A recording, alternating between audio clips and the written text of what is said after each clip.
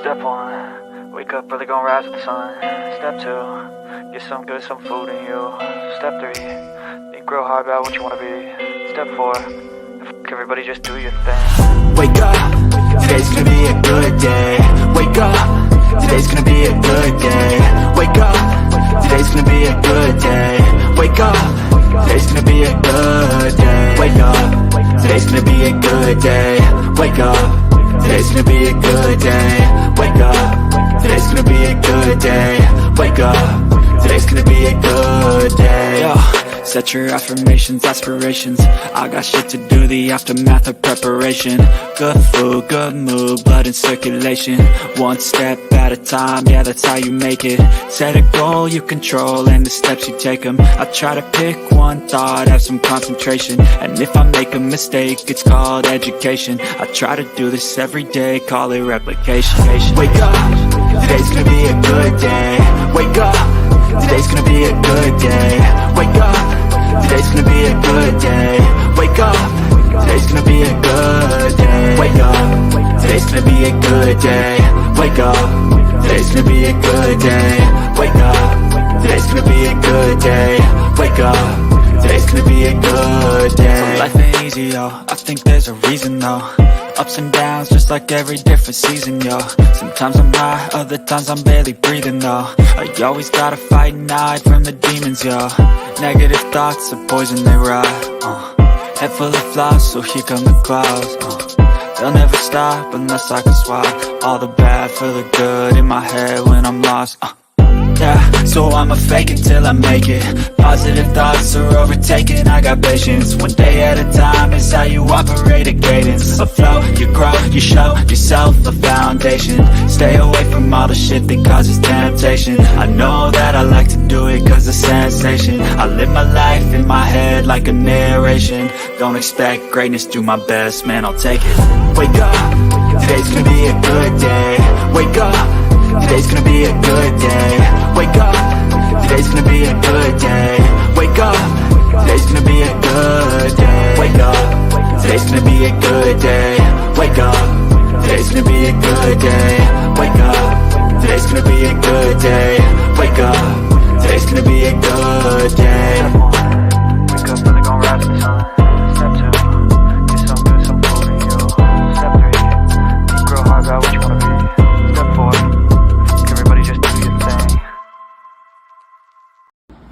Hi, Bullhorn Betty. Thank you for my shirt.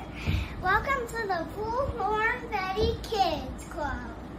Her family has been struggling so much to find answers, and they have been met with lies after lies after lies from a lot of people that proclaim to be this young lady's friends. So this is Lila Santanello. She has been missing since June 27th, 2023, and she disappeared from Kingsport, Tennessee. Chronicles of Olivia and I went out to Kingsport, Tennessee on several different trips, searching for Lila Santanello or any information leading to her whereabouts. These are my thoughts on this case. well, I have to be honest with you. I was hoping by now we would have found Layla. So this has been very hard. You know, we want to bring her home. We want to make sure that her family knows what happened to her, I think is really the most important. Her family has been struggling so much to find answers, and they have been met with lies after lies after lies from a lot of people that proclaim to be this young lady's friends. Just like to speak to them just for a moment and just say, if you know something, say something, because her life does matter. For the family members of these people that know what happened to her, it could have been your daughter. It could have been your granddaughter. You need to ask them to stand up and speak up.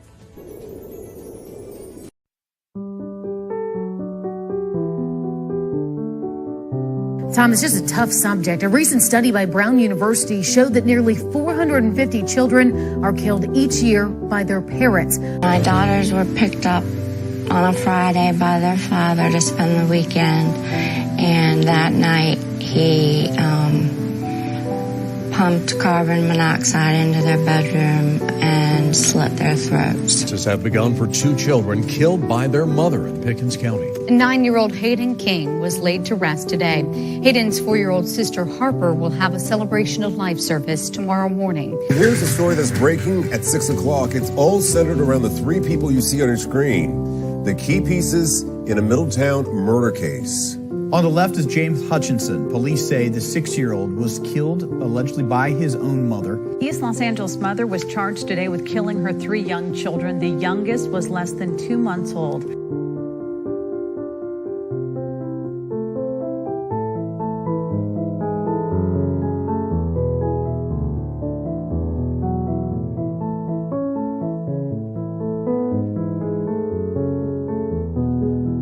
At 6 with breaking news. Good evening to you, friends. Greg Merriweather along with Elizabeth Bow. Our top story today, that precious little 2-year-old right now. 2 people are facing charges accused of murdering little Nevaeh Allen. Investigators found the 2-year-old dead in Mississippi after several days of searching.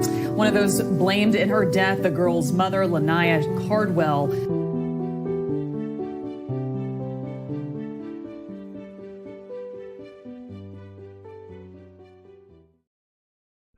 Welcome to the Bullhorn Betty Coffee Club. From the East Coast to the West Coast, we are everywhere true crime is.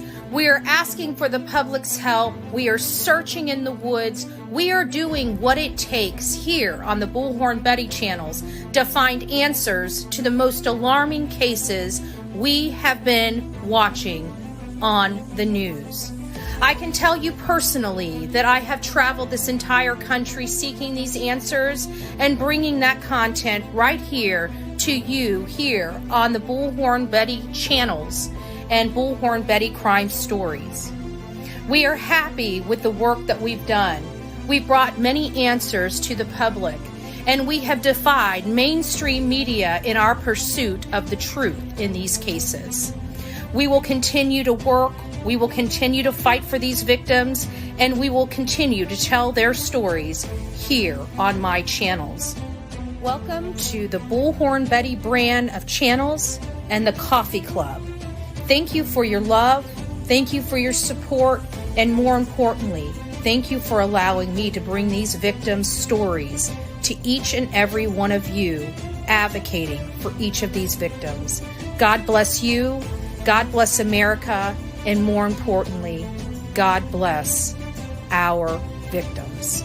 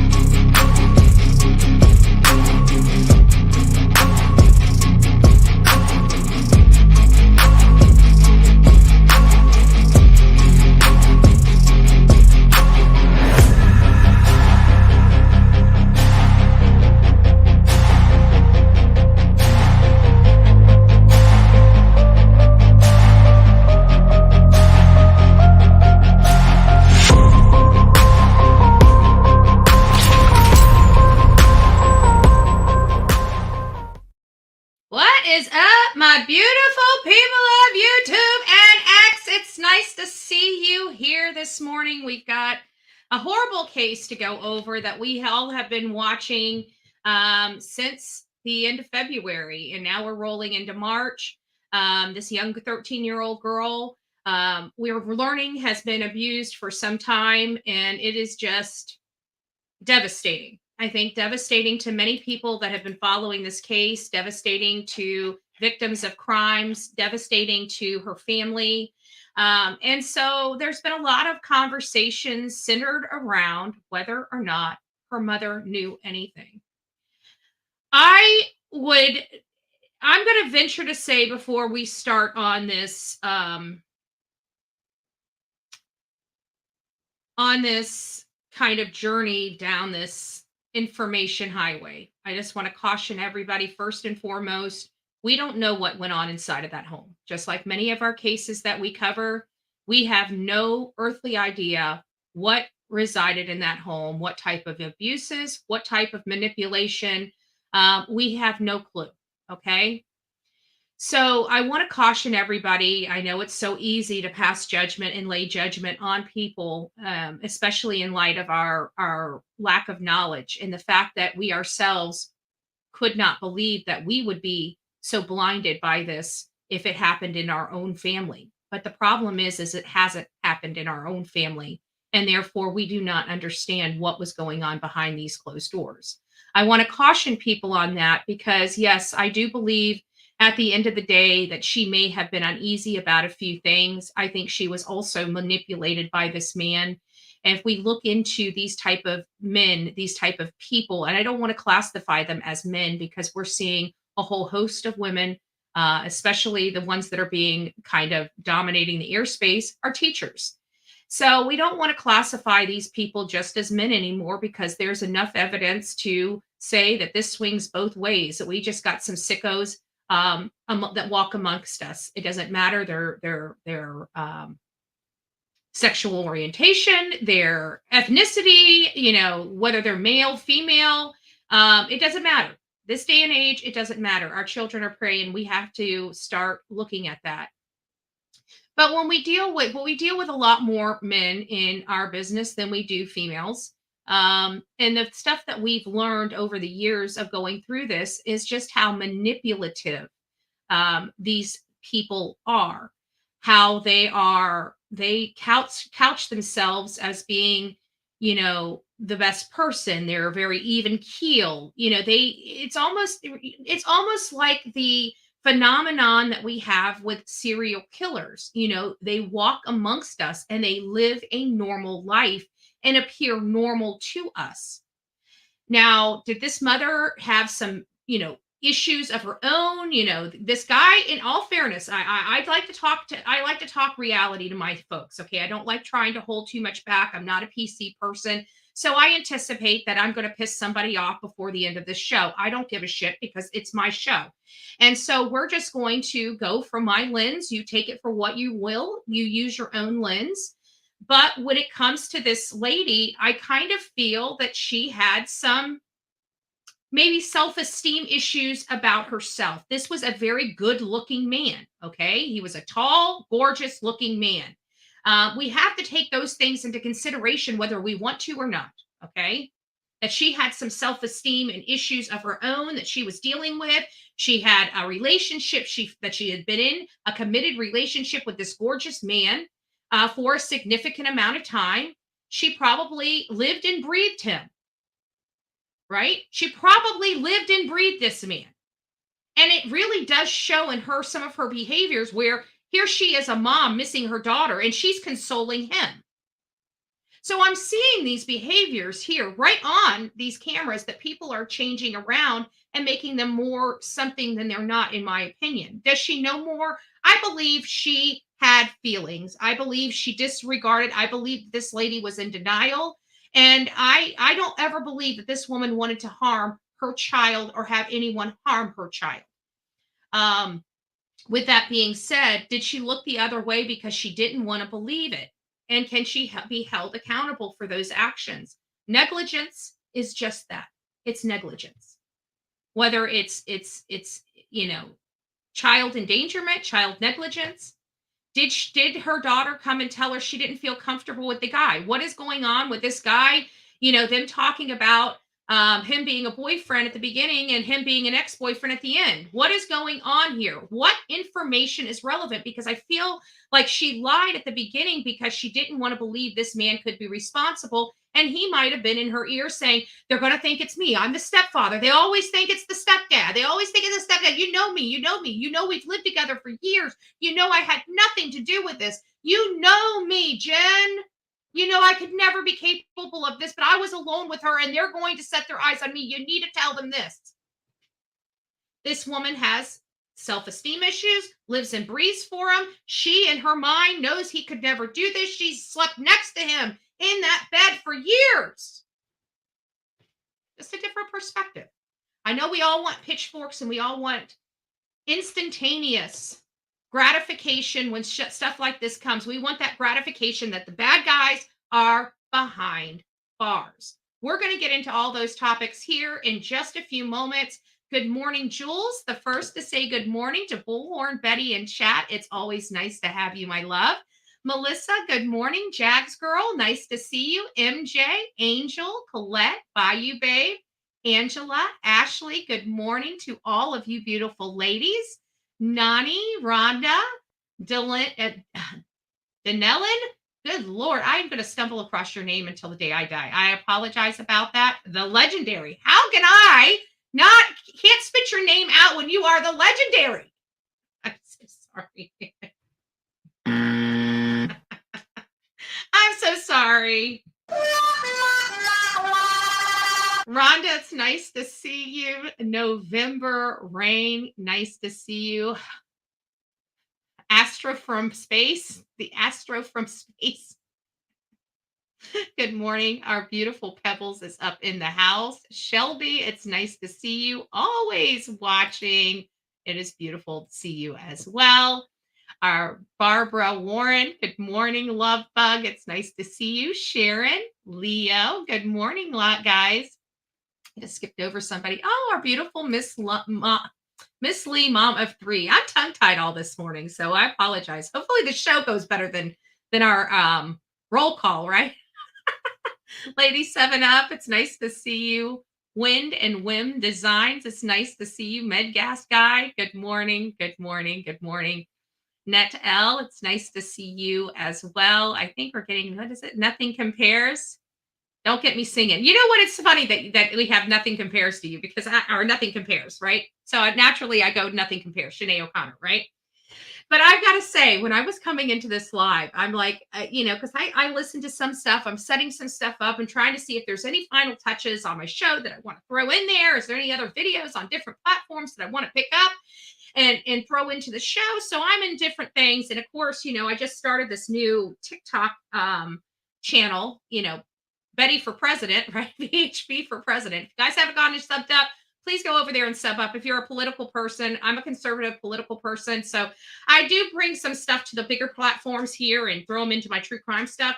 But I really like to separate those things because I love all people and I don't want politics saying, oh my God, she doesn't like me. No, it's not that I don't like you. It's just I'm a political person. So naturally I'm going to be, and you guys know me, right? So I'm going to the mattress for my party, right?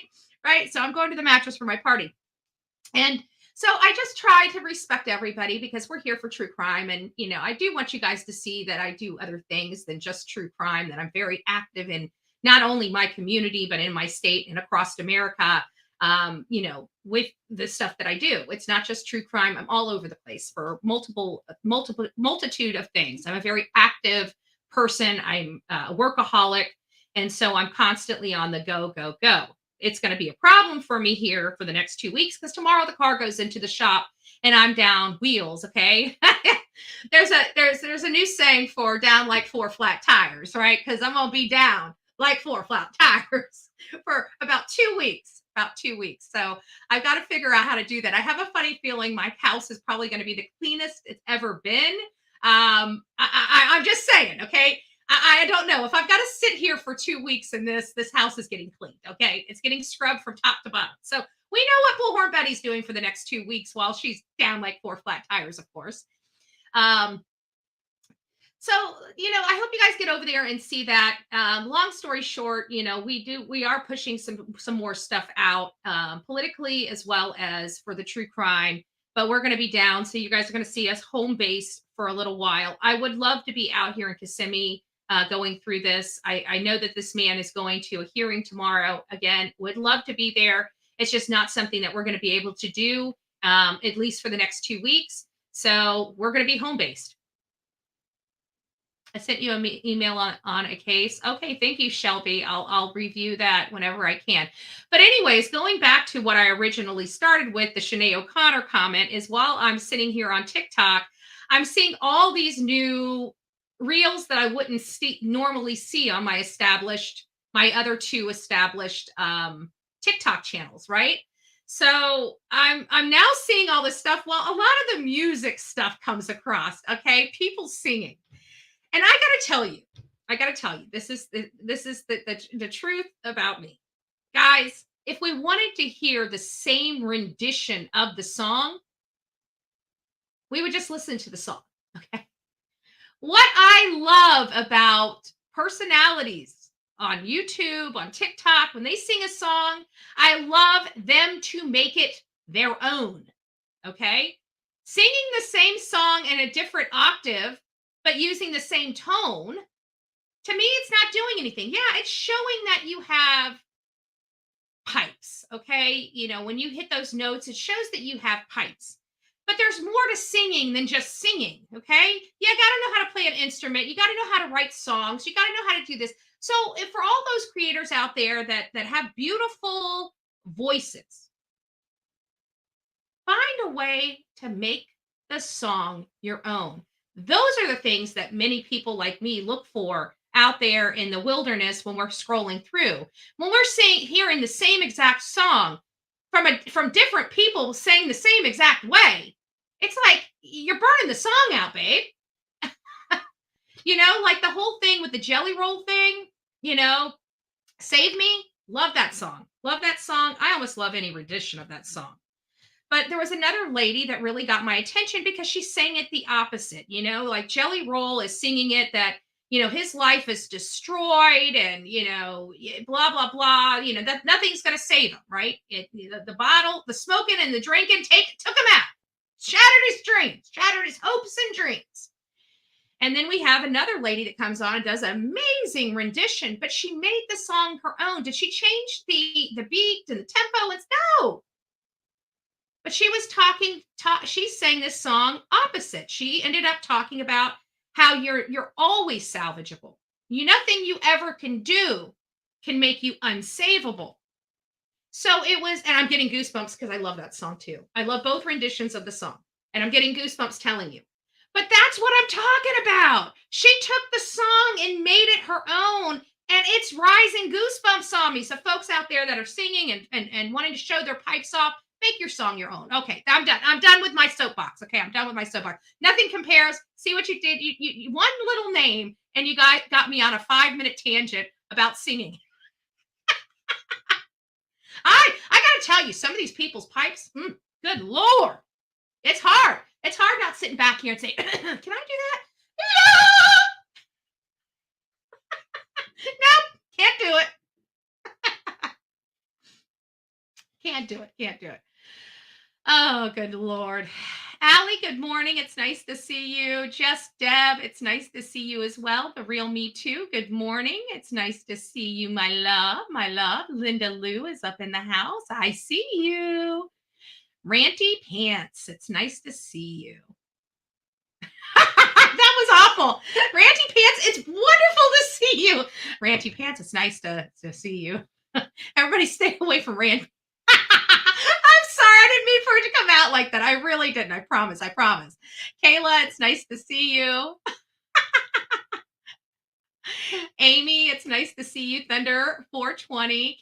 Carissa, good morning, love. TL, it's nice to see you. I think I said hi to you, NetL, but if I didn't, I'm a little off my game this morning. Guidance, our beautiful Guidance is up in the house. Our beautiful Sonia is up in the house. First one saying morning.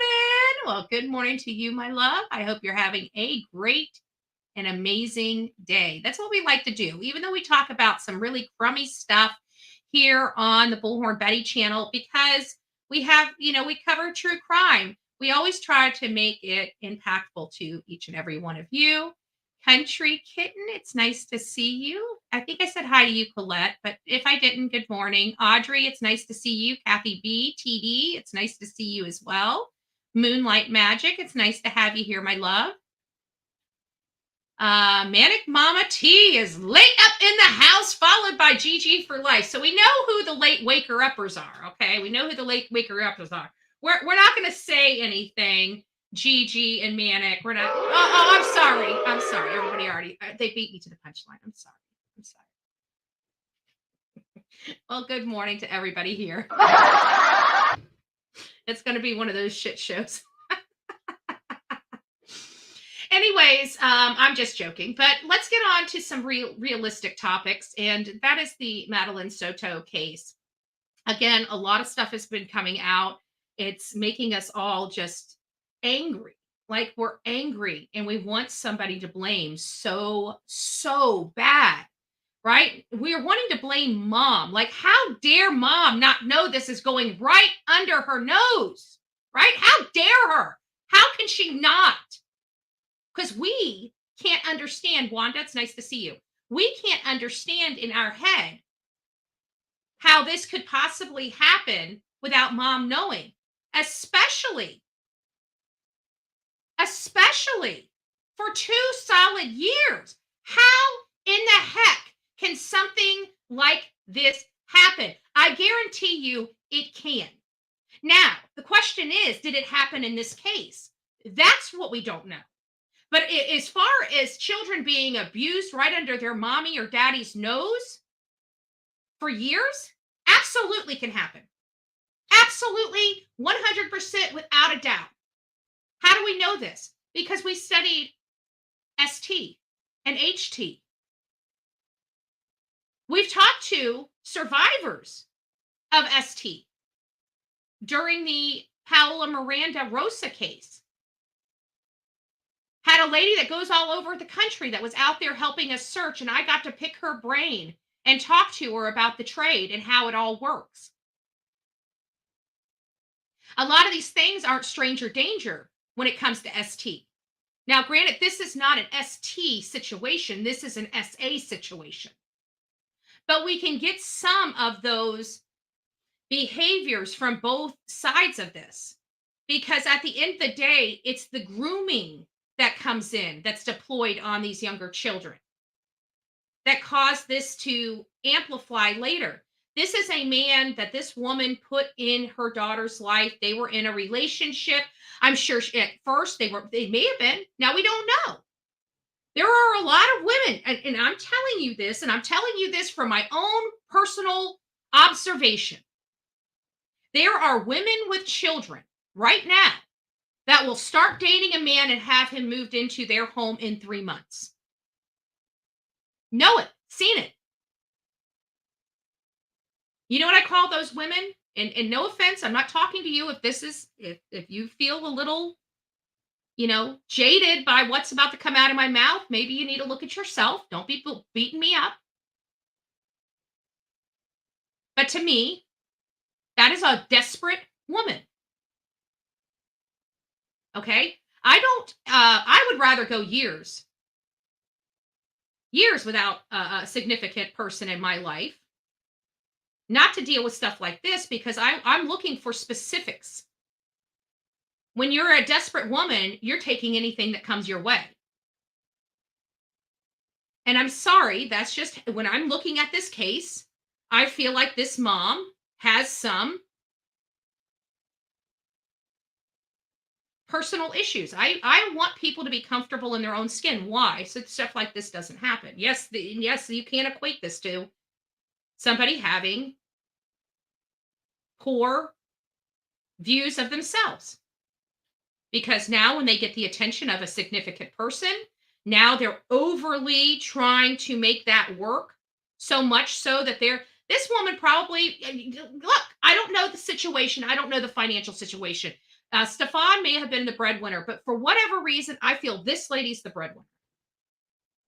Like, I feel like this lady is the one that works while he sits on his ass, because she's a desperate woman that listens to anything and everything this man says as true. I really do.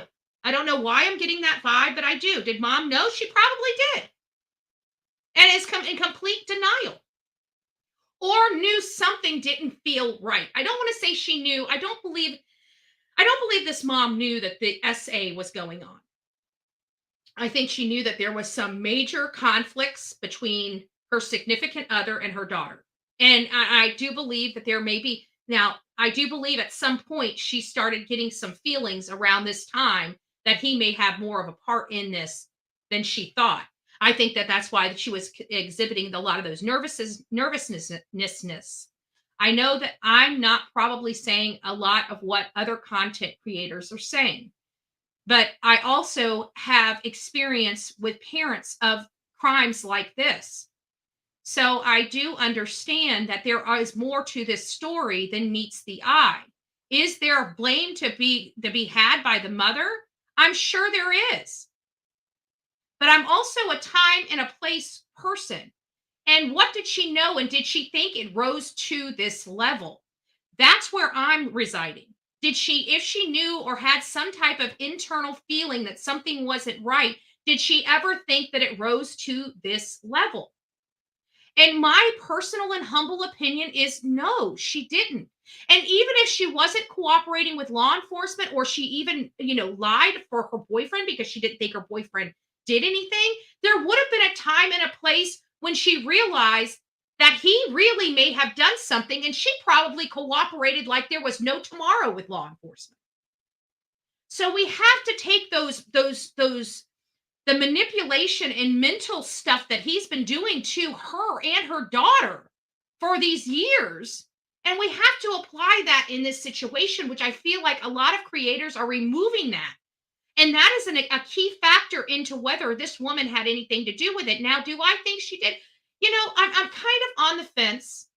So we're going to go through all of this, and we're going to have a discussion. And, maybe we can all get on a similar page, or at least have a better understanding of what transpired. We're going to go through these videos. I've got them in a very specific order so we can follow this through.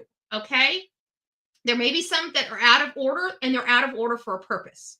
So I just want to let you know, we've got 1, 2, 3, I got like 7 or 8 videos here that we are going to go through. It's going to take a little bit of time. I'm going to stop. I'm going to walk through them with you. We're going to listen to them collectively, and we're going to go through why I'm making these statements. I do feel like this lady, in part, was also his victim, the mom. Okay. She seems like a loving mother. Did she make mistakes? I'm sure she did. I'm sure she did. But we're also going to be looking at this man's history as well. He doesn't have those, if she did her due diligence, I don't know if she did or not, she would never have found anything on him. So even if she did her due diligence, she would have still thought he was a good guy. I just want to put that out there to everybody. Now, I don't know, because I know there's a lot of women that don't. I mean, I'm sure that with this the women that are in here in this true crime genre, I don't think you have to worry about it, because let's face it, since we started down this true crime journey, I think everyone has PTSD and is paranoid, right? I think we're all looking over our shoulder for the boogeyman to come out of the freaking bushes. Like, we're all on guard. Like, everybody's a Betty. Like, we hear rustle in the bush. I'm like, whoa! Right? We're ready. We're ready to get in action. Don't be messing with me. So I don't think it's us, but there's not, we're an echo chamber. Okay. And that's what I'm going to call us. Not us, the coffee club, us, all of us, the collective millions in the true crime genre. I'm talking about all people. We are an echo chamber. That means we're a small group amongst the large numbers, right? The worldly numbers. We are a small little echo chamber. So the majority of people out there in the wilderness probably aren't thinking about, threats and harms to their children. They're not looking at this guy and saying, oh, let me go ahead and do a background check on him. More and more people are starting to become aware and starting to do those types of activities when they meet a significant or a person that they like and have children. People are starting to become more and more aware of doing stuff like that. But how many people actually do it? Not very many. Betty, they broke up. Why did she bring him back in their house and allow her sweet baby to hang out with him? Because it was probably a parental figure. And again, this comes back to, women that have, like for me, let me just explain me a little better. Maybe this will help understand. So me, whenever I'm in a relationship, in a committed relationship, I'm very loyal to that relationship. Okay. So if I'm in a committed relationship, I'm loyal. That means that I will Fight. I will try to work it, no matter what. I will work that relationship until it's not salvageable anymore. So that means there may be some breakups in there. There may be some, disagreements, moving out, coming back. But collectively, if I'm there, I'm going to exhaust that relationship. But once I'm done, I'm done. Okay, you understand that? So when I have just put my foot down and say this cannot happen, this can't go any further, I'm done. Well, other people start obsessing and start thinking about, did I make the right decision? Did I not make the right decision? Should I call him and then he'll call and the abused wife syndrome, okay? A lot of people don't want to consider that mental abuse is just as messed up as physical abuse. So this woman could have been manipulated and just completely mind effed. Now, that's a big speculation for me to give a woman I've never met before. Right? I'm giving her like a major olive branch that I would not normally give to anybody else. Right? I'd be knocking on her door right now asking her what really happened. But there's a reason why I'm very cautious in this particular case. I didn't give this courtesy to Lucky, Joshua Cunningham. Why am I giving this courtesy to this lady? I mean, I did give him a courtesy of, about 24 to 72 hours before I brought my hammer down. But in all reality, I was not very pleased with that man. And I had expressed that long before. And I even said, I'm giving the family time to grieve because you guys knew I was hot. You guys knew I didn't care for what Lucky had done. We already knew that I had already known more behind the scenes than I was willing to tell to my audience. But I still gave him I didn't even give him the benefit of the doubt. I gave him what is known as courtesy and respect to deal with that. And then I gave a point, and when those gloves are going to be coming off, and they have come off, and they will continue to stay off. Because at the end of the day, I'm advocating for Cassie, the mom. I'm advocating for her, and I want her to be honest with you, I want her to sue the shit out of the family. Not for financial gain by any stretch of the imagination, just as a big F you. You took me out of my daughter's life, put her in harm's way, and you got her killed. Because there's no amount of money that'll ever repay that lady for what she went through. But we also know that those animals have money, and they put her daughter in danger while keeping her out of her life. I'm sorry. Yeah, there's a few things I'll deal with, a few things I won't. And I can tell you that I provided her unsolicited advice. She did not ask me. I just reached out to her. She did not respond to me or anything like that. I just reached out to her, and I even said, I know this is unsolicited advice, but this is what I would do. I hope she does. So let's go ahead without further ado. We've already been yapping for the first segment of this show.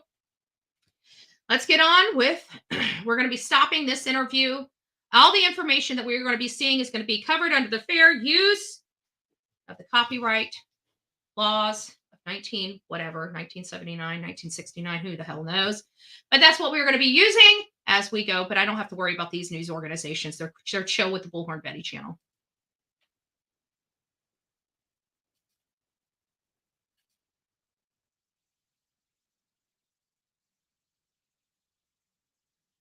Okay. But before we start on this, I just want to give some information. This lady and what's making me, this is one of the reasons why I feel that this lady had mental knowledge that there was something not right. It was this very initial interview. I think this was the very first interview she had ever given. I believe she's had two different interviewers in her home, a male and a female. I think it was the male that got the first interview, the female that got the second interview. And I think they were from two different news organizations. This is the first one. You're not going to see Stephan sitting behind her. It was when the lady was interviewing her. I believe, if I'm not mistaken, you see Stephan literally move a chair around so he could be in behind the scenes of this segment. It was really odd to me. But I think in this one, she kind of already knew something was terribly wrong. And God knows what this man has already told her behind the scenes. I don't think he told her that he did anything with her daughter. I think it was just more manipulative rhetoric. You know, I couldn't have done it. I don't know what happened to her. I dropped her off at school. They probably at this point went through her phone. He's probably already pointing out she ran away. Here's the proof. And we don't even know if she was the one that sent that text message. It could have been him setting this all up. I mean, we have a lot of stuff, but again, we don't know those facts. Those are facts that help us develop theories and speculation, and we're missing those key facts. But right off the gate, this lady is very shaky. She's very bouncy. She's very anxious. She's anxious. So that's already telling me that this is out of the ordinary for her.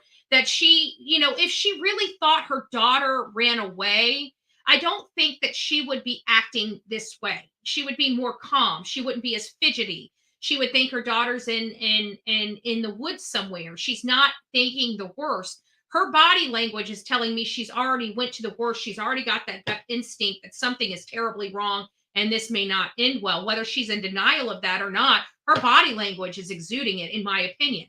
Now, we are going to find out what the body language experts say later today around 12:30. They have prepared a video that is going to be premiering at 12:30 today. So I'm interested in seeing what their assessments are related to this as well. But she seems really nervous up front for me. When I went back and looked at this, I thought maybe she was just scared to death for her daughter. But, she didn't have enough information at this moment. At this moment, she really only thought her daughter disappeared or, ran away. So why is she exuding all this nervousness way up front if she didn't have something telling her in the pit of her stomach something's not right? That's just my opinion. So let's get on with it.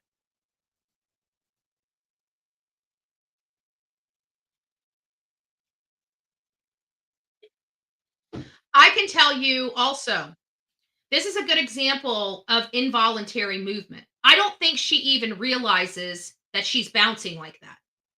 This is all that this is why the body language. Now, is body language 100%? I truly don't believe it is.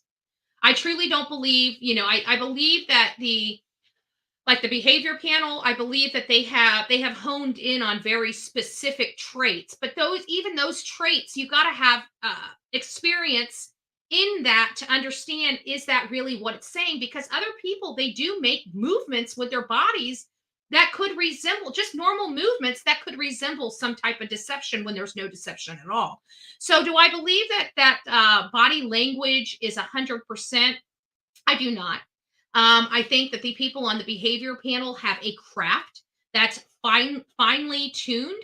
And that's a little different than, say, me or other people out there that watch body language, because there's a lot of variables in body language. And those variables are what makes the behavioral panel so great in what they do, is because they have a good understanding of all those variables that let them be able to adjust and say, even though normally that would look like a deceptive body movement, actually in conjunction with this, it's not. So, they have that ability. They have a finely tuned craft.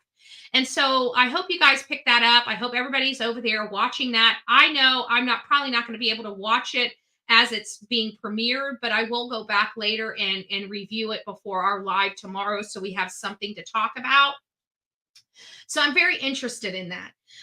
But getting back to this, just her normal behavior is a problem for me. I have to be honest with you. Okay.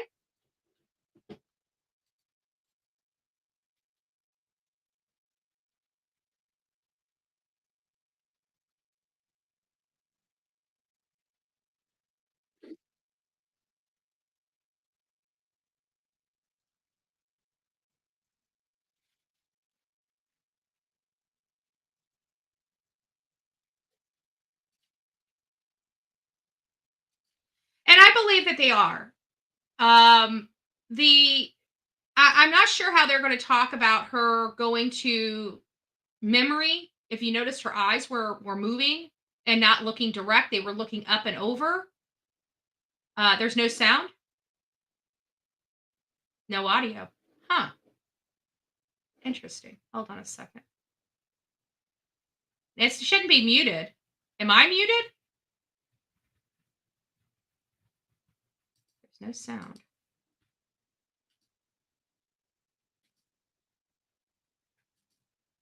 How about now? Can you guys hear me? Can you guys hear me at all? Okay, you guys can hear me. No, just the video. Okay, can you guys hear it now?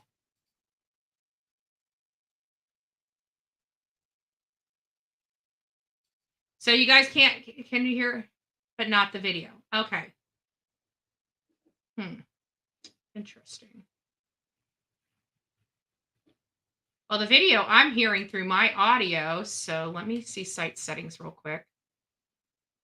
Camera, allow. Microphone, allow. Okay.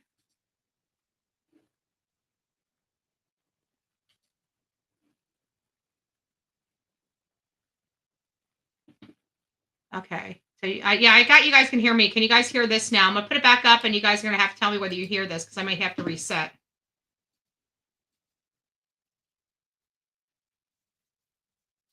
Can you guys hear that? Let me see if I got something else going on here.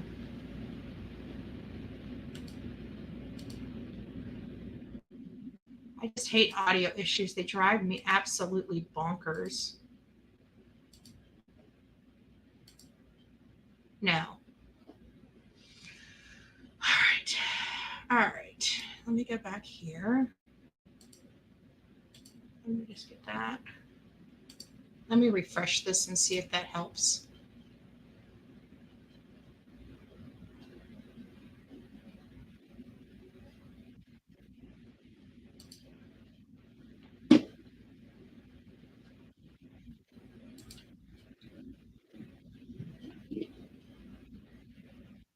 Okay, how about that? Are we hearing the voice? Are we hearing volume? It's taking me 20 seconds. It's taking me 20 seconds. Can one of my mods please, Sonia, can you please let me, no sound. Okay, give me just a moment. We're going to have to go down for a second. I can't handle audio issues.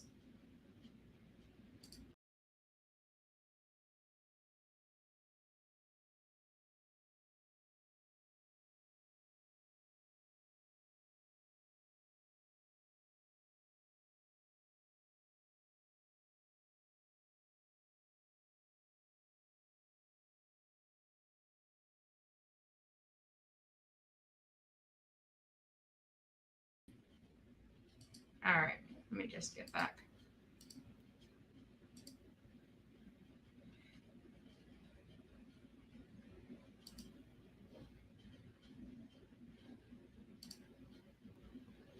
All right. Okay, let's try it now. Can we hear now?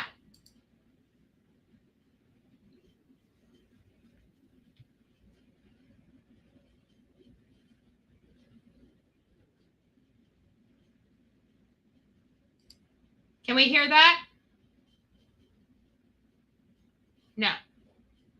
Of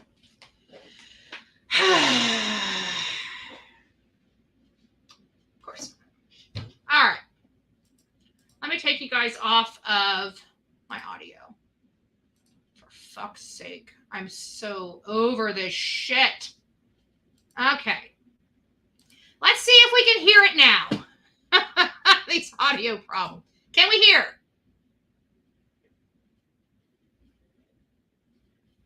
Can we hear now?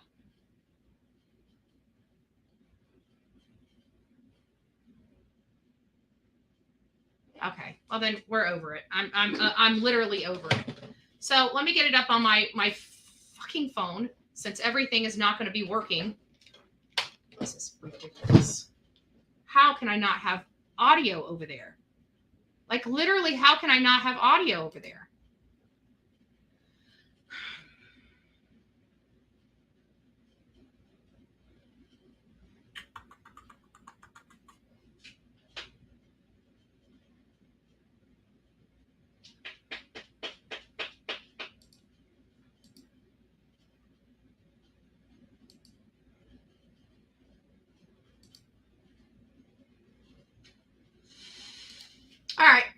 just a moment, guys. I'm sorry. I'm shutting the whole system down. I don't know how to have a show without showing you guys what I need to show you guys in my show. So we're going to stay tuned. Stay tuned. I don't know what else to do. So we're shutting everything down.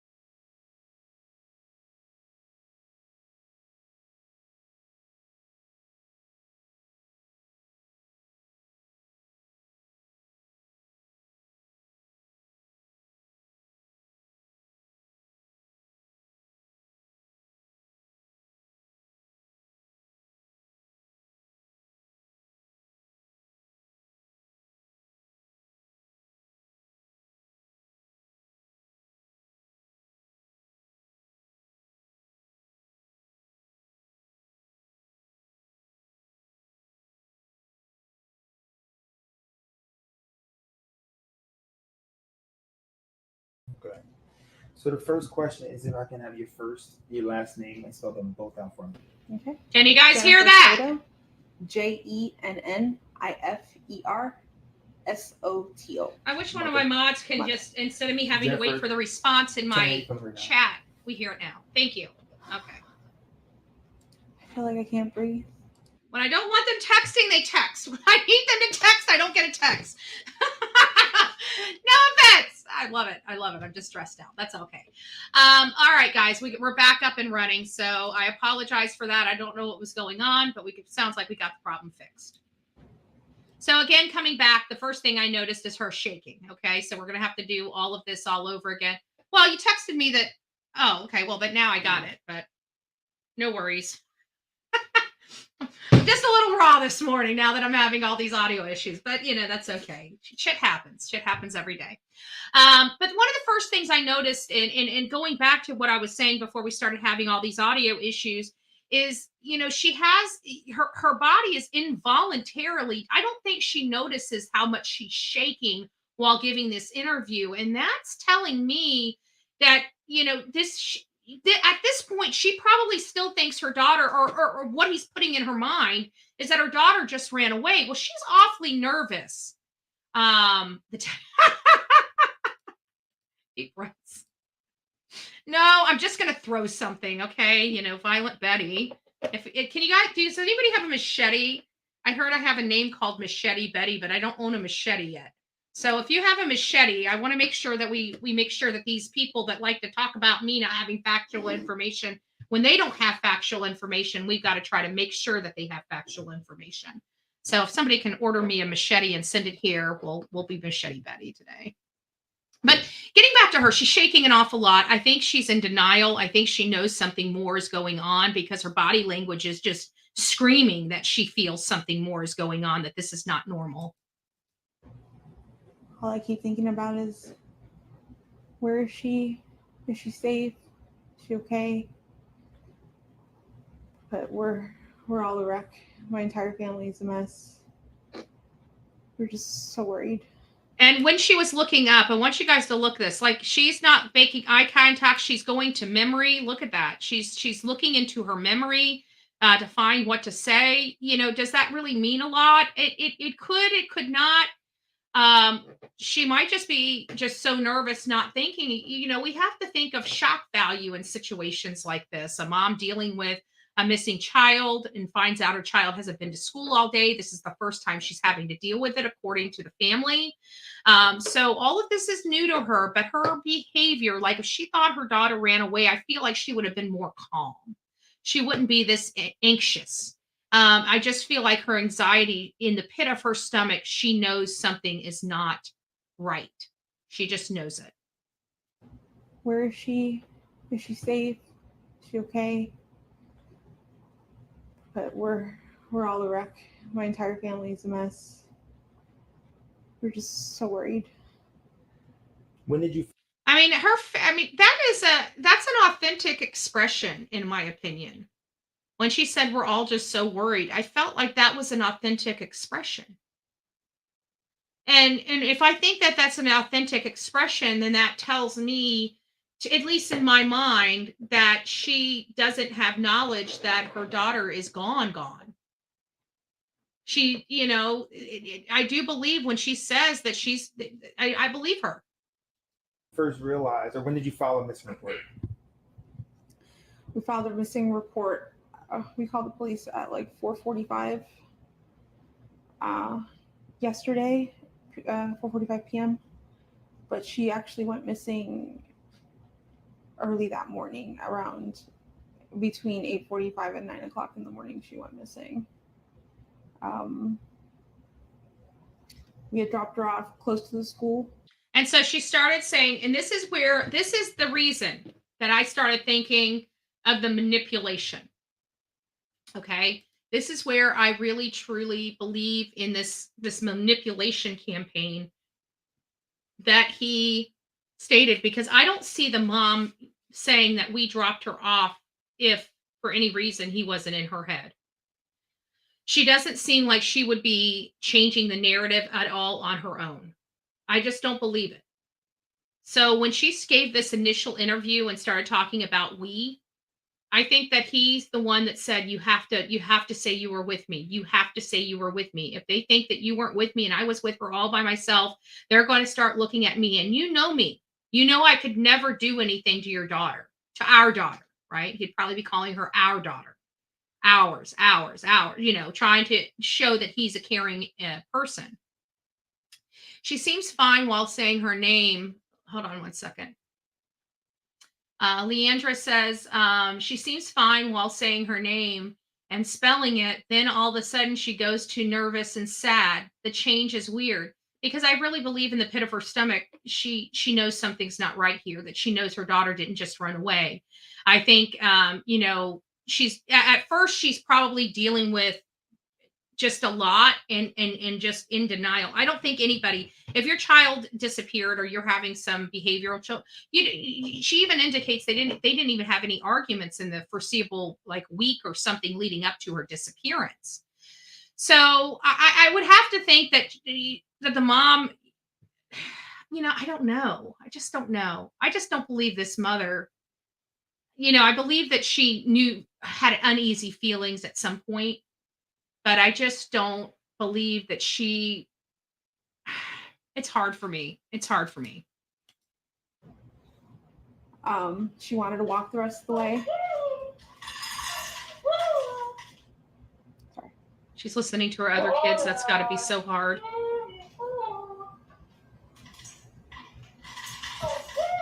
Which brings me up another fact.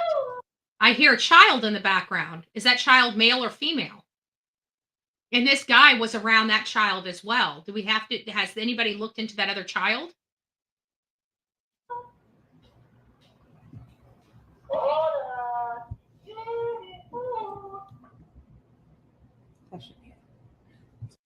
And I have to say that it looks like this lady also, just to let you know, it doesn't look like she got much sleep the night before.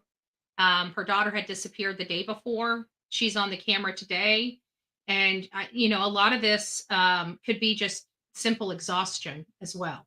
Just, lack of sleep does a number to the body and the mind. And also remembering and saying those things are a little slower too. Sorry about that. She looks exhausted, guys. We dropped her off at school, close to school. She wanted to walk the rest of the way. I'm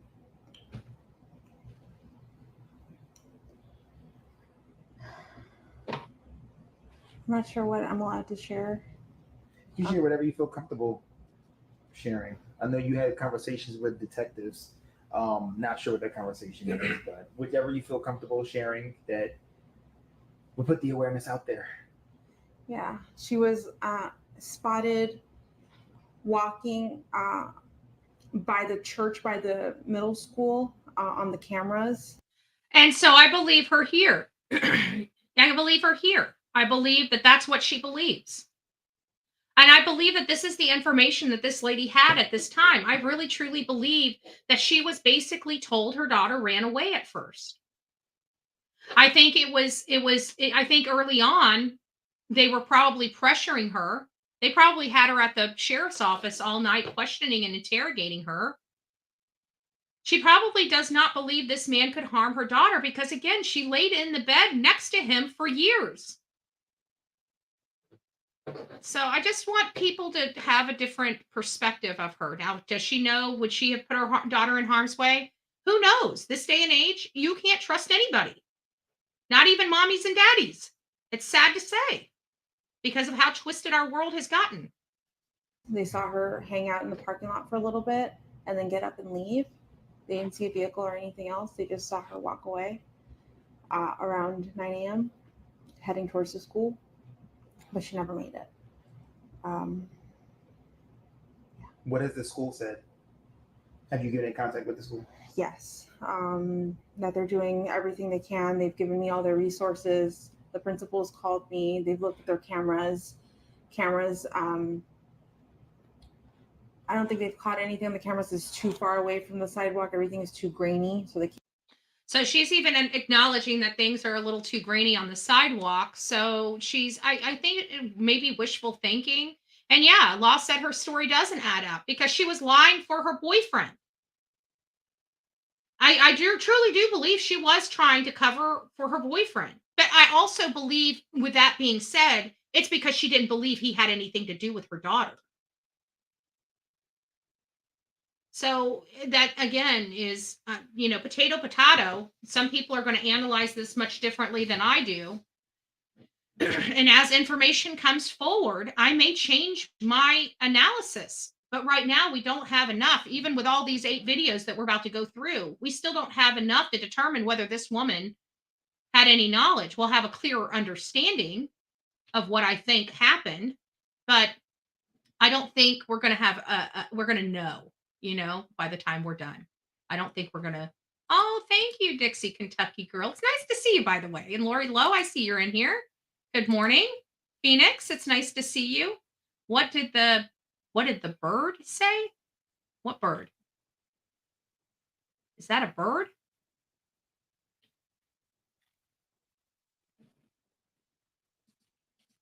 Can't see specific faces, but they've looked. I'm just waiting to hear anything else from them. Is this normal behavior? Not at all. To just not show up or call or text or anything? Not at all, no. She, from time to time, she will leave her cell phone at home accidentally, and that's actually what happened yesterday. She left her phone at home. She went to school. But that happens from time to time. She's got ADHD, her memory. She's very forgetful. So yeah, there's no way to track her right now because the detectives don't have her phone. But this isn't normal behavior now. What are they talking about? Sonia, you may have to go back and unblock some people because I didn't know who was saying what and I didn't know who they were. So go back and unblock those people. But is there what are they talking about the bird? I mean, if it's insulting, then just keep them blocked.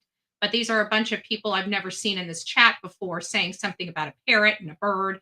If there is a bird that I didn't see, please unblock them. If there's not, keep them blocked. And anybody that says anything derogatory or rude in this chat is going to be immediately.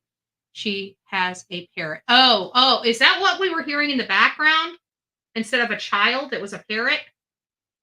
Okay, then go unblock those people. Sorry, guys. I thought they were being rude. Sorry, Phoenix, Shay, and Casper. I blocked you. Okay, sorry, guys. I didn't recognize your names and I saw you guys. I thought you guys were I thought you guys were trolling. So I apologize about that. What was the last thing, I guess, the conversation that you two had, you and your daughter? You guys can go back and unblock my people, right? Like I said, we're no nonsense over here. So I don't want to hurt it. It wasn't a bird. It was an auto feeder for the pet with a parrot voice saying, give me food. Oh, okay. So Lindsay, thank you for explaining that. So anybody that was blocked is getting unblocked, and I apologize about that. There was 3 people. I didn't know what was going on. We spoke about her birthday party. She had a birthday party on Sunday. So why are they speaking about a birthday party if they just had a birthday party on Sunday? I guess is one of my other questions that I would have. She had a great time. I couldn't make it because I was working, but she had an amazing time. She was so happy with all her gifts. I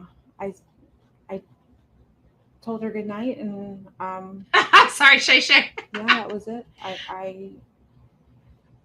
I was the one who took her to school in the morning. That was my partner. Whoa. We just missed something. Hold on. Let's go back. I told her good night and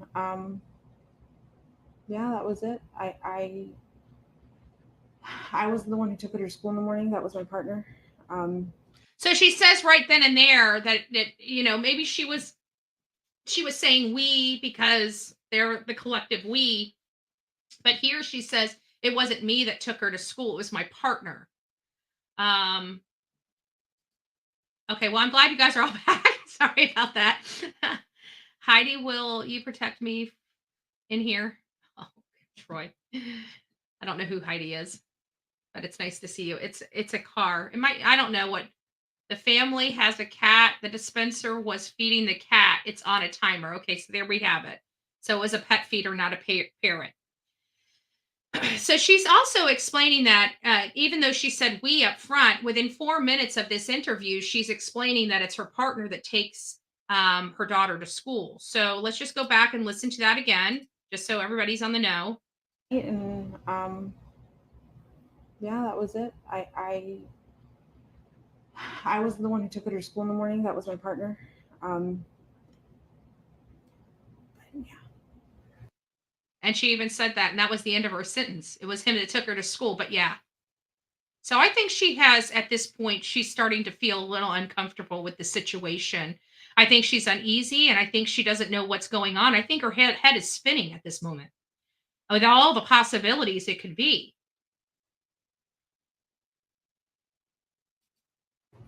13. She's 13 years old. Yes. 13. Madeline.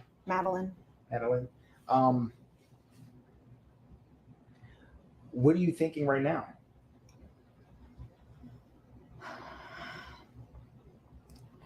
In my heart, I feel like somebody took her. Yeah. I think she was right, spot on about that. I think her mother intuition let her know that something wasn't right. But I think she also believed the man she was laying next to for the last few years in her bed.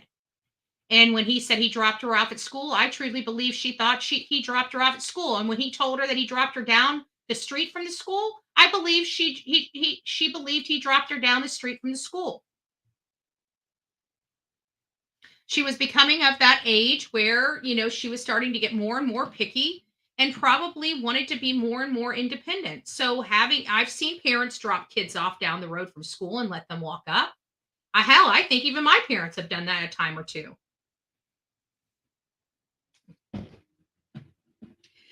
And that might have been the manipulation factor, though.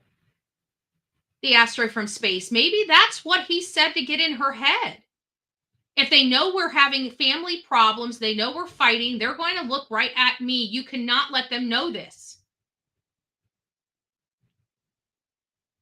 There's just, I feel like there's a manipulation. I don't feel like, in this particular, usually we can look at a family, members of families and look at their lifestyle and know whether they're a piece of crap or not. Okay. Some are a lot harder than others. I mean, look at the serial killer aspect of it. These are people that live amongst us for years, brutalizing people around us for years, and we are none the wiser because they are so normal and manipulative. In many cases like this, say like the Wells, we have a plethora of information related to all the crimes, 40 years of crimes, just piece of crap parents had every single one of their children taken from us. Like, we can see that. We get tangible stuff and can see that those parents are garbage and treated their children horribly and made them live in environments that they should not have lived in. In this case, we don't have those elements. We have a mom that goes to work. We have a mom that doesn't live a high-risk lifestyle. We have a stable home. We have a good school. We've got a clean environment, one that a mom, it doesn't appear to be an alcoholic or a drug addict or have a litany of violent offenses behind her.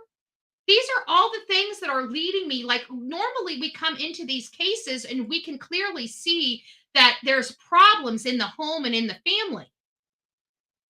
In this particular case, we're not seeing any of that. We're not seeing the drug element. We're not seeing the alcohol element. We're not seeing the violence element here. We're in all respects, we're seeing a normal home environment. So how can we have a normal home environment and a mom with knowledge that her daughter is being SA'd at home? We have to look at those elements. Those pieces are not fitting together well to point the finger at mom right now. They're just not. Let's keep going. Maybe they will. Maybe something will come up in these 8 videos that might help point us in the right direction. This isn't like her to just pick up and run away, or just not go to school. So mom's being honest here. Like, I believe mom is being honest here. Mom is saying, look, there's something seriously wrong. She wouldn't just normally get up and not go to school. She wouldn't do these things. You know, I feel like somebody's taken her. And the reason why she feels like somebody's taken her is because she truly believes her boyfriend dropped her off. I don't know what to think. Friends. She's in shock to me. The friends' parents, you've contacted and went through every single person. Everyone that we know that she knows, we've contacted them all, reached out to them. The parents have gone out to search and look for her as well. And we haven't come up with anything yet. So Sonia says she's not being truthful. I agree she's not being truthful. I agree she's not. Don't misunderstand me. I agree she's not being truthful. I absolutely believe she's not being truthful. I believe she's being truthful. That's why I'm pointing out the stuff I believe she's being truthful about, because I think those things are important. I do believe she's not being truthful. It's just the reason why she's not being truthful is what's the difference between some people and me. Like, I believe she's not being truthful because she was manipulated into not being truthful, as opposed to her being a party to a crime. It seems like everybody's wanting to make her a party to a crime, and I don't believe she's a party to a crime. Did she have knowledge that something wasn't right? I believe that there was something there, especially in light if they truly were broke up and he was just living there. Hunter's Creek rants and raves and what have you. Did people say that they were going to conduct some type of like search party or anything? A lot of people have asked me to volunteer, like if there is one, if they can do one. I have people passing out flyers, going to every store in that vicinity, gas station, church, I think people were being stopped in the street this morning in front of the school to see if they've seen anything, if they've heard anything. My family they're going all out right now. But those things are also up to the discretion of the investigators as well. Like if they're, for example, if they realize that she was duped as well, what was her intent? Was her intent to mislead the investigation, or was her intent to move the investigation along and not focus? You see what I'm saying? Like either way you look at it, if she did lie, she's in the wrong for doing so. Okay. With that being said, what were the reasons for her? Because she looks like a loving mother that cares about her daughter greatly, in my opinion. But again, I feel like that there's more to this story than meets the eye. Like we don't know how. I'd like to get more history on him and his behaviors, because I think when we learn more about him, we're going to learn more about this environment behind their closed doors. Because let's face it, he's the criminal here. He's the one that has these unhealthy and unnatural obsessions and compulsions. So I don't think it's her. I don't think she's the one that's getting off on these twisted and sick things. I don't know. I'm still on the fence. Yeah. I know as a mother, a lot is going on in your brain. So much to bring her back home. What the law enforcement told you that you are able to share?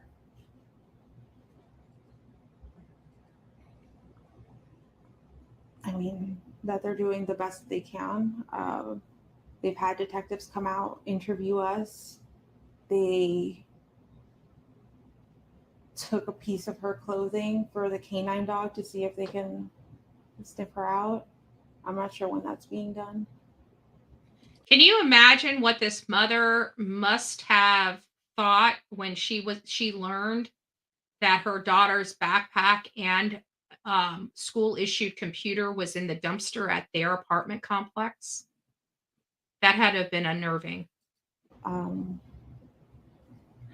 Do you have any inkling where she possibly could be? Like if you would say, okay, last time I went to work and came back, she was at James' house or Sabrina's house, and maybe I forgot to check that house, or she played at this park one weekend. Well, that doesn't make sense, because they couldn't have just been together for unless that was when the person lived with them, was when they were only together for about 6 months. And that's concerning for me, because when you have children in the home, I think a good year needs to pass before you bring a person into the home. In all honesty, I think 2 years needs to pass, because here's what I've learned about human behavior. We can all be somebody that we're not for a couple years. But after about a year, that illusion starts unraveling, because you can only keep up a show for so long before you allow your real self to start infiltrating back in. And so the manipulation, the grasp of the family would happen in that first year of being that the Prince Charming, if you will. So you fall in love with who you think they are. So when they change, you're still hoping that they're going to go back to that person that you fell in love with, but they never do. So I really truly believe that families and stuff, when you're dating somebody new, not that you shouldn't bring them around your children and acclimate your children with your significant other, especially if the relationship is starting to move in a more serious type of committed relationship. You're going to want to integrate, the significant other or the person you're dating in with your family, and start introducing them to your children and stuff like that. But as far as allowing them to be around your children 24 hours a day, 7 days a week, you need to get past that honeymoon phase, in my opinion. Once you're through that honeymoon phase and you know who this person is, you're not going to know who a person is in 6 months. I'm sorry, you're just not. I'm 44 years old. I can promise you there's not one person in this world that is going to date me and know everything about my life and who I am as a person in 6 months. There's just no way. Maybe she went back there or something like that. We've looked everywhere we could have thought, and anywhere she would have been. She would have known to wait for me at the school. Exactly. But we did check where if she could have walked. My mom's office is close to the school. We checked there. We checked the walking paths that she could have taken. We've checked all of her friend's house. Like, I believe her. I think we've checked everywhere I could think of, honestly. What do you think? In my opinion, these statements she's making is truthful. Now, the ones before, she was stretching and saying we, but she within 4 minutes of this interview, she was saying, you know, I usually don't drop her off. That's my partner's job. Oh gosh, I just had to tip my tongue. What was she wearing? She was last seen wearing a green hoodie, black shorts, white Crocs, a black JanSport backpack with gray hibiscus flowers on it. And you said this is not like her. Not at all. To run away, an argument, anything like that to provoke her. She's never done anything like that. So, like, I would think this is kind of my theory. Okay, just hear me out. If she really was lying for this, or she knew more than this, if she knew that this essay was going on, that her significant other was doing this to her child, I feel like she would have been throwing the case into a different direction. I don't think she would have been saying that, you know, I don't think she would be making these statements about, you know, what she was wearing, how she was acting, the fact that they weren't fighting. You know, she's telling them how she went through to all of her friends and stuff like that, trying to find her. She went to her mom's place. Like, I would see if for any reason, if she knew that this stuff was going on, I feel like she would have been doing something different. She would have been throwing the case into a different direction.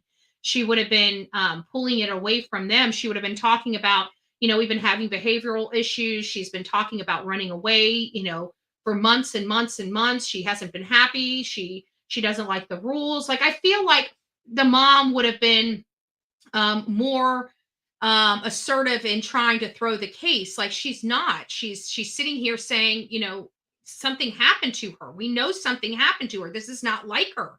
You know, that she would never not go to school. She would never not come home. They would have been explaining. I feel like mom would have been explaining more, like, yeah, we've been having problems. She's, you know, we're just want her friends to tell us where she's at. We know she's run away. You know, her mom's not having those conversations here on this interview. This interview is much different. This interview is, you know, I do believe something happened to her. This is not like her. She would never do this. We need to find her. And I do believe that that's what the mom is doing. I believe that she would be saying other things if she had this knowledge of this disgusting and horrible family secret. Like, I would just feel like, I don't know. No. And we haven't had any arguments recently to have this outcome. See, like, even in this, she would have been saying, yeah, we've been recently arguing about certain things. And, you know, we've even had to take her, like, she would be on a different mindset. If she was trying to throw the case, she would be on the mindset of trying to say that this young girl ran away, not that she's gone, not that she was abducted, not that she feels like her daughter, something major is going on with her daughter. She's concerned. I think she is concerned. And I think we're misjudging some of these things. I really do. What school? Hunters Creek Middle School. Tom, any questions? No. Is there anything that you think our viewers would need to know about the way you're feeling, the way the family's feeling, Madeline?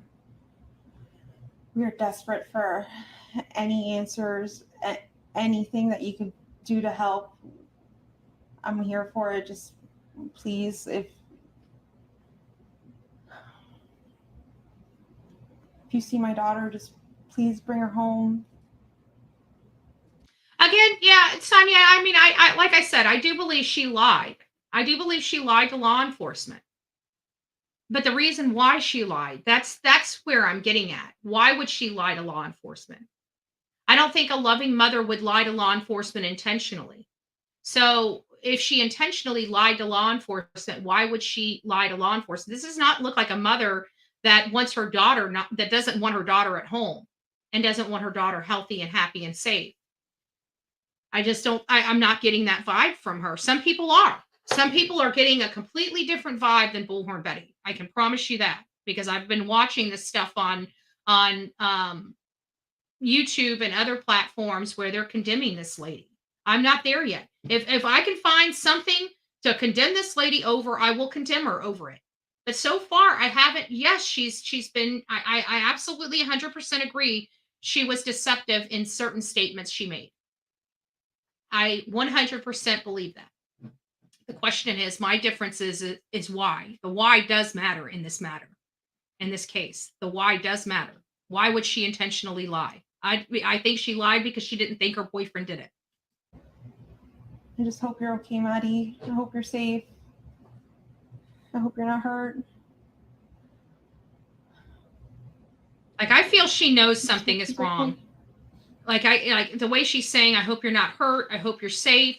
In the pit of this woman's stomach, she knows something bad has happened to her daughter. That is my opinion. In the pit of her stomach, she knows something bad has happened to her daughter. There's no ifs, ands, or buts about it in my mind. I believe that this woman, as she sits a day after her daughter disappeared, knows there is something majorly wrong, and she knows that her daughter is in danger. I just don't think she knew the danger came from her home. I really don't.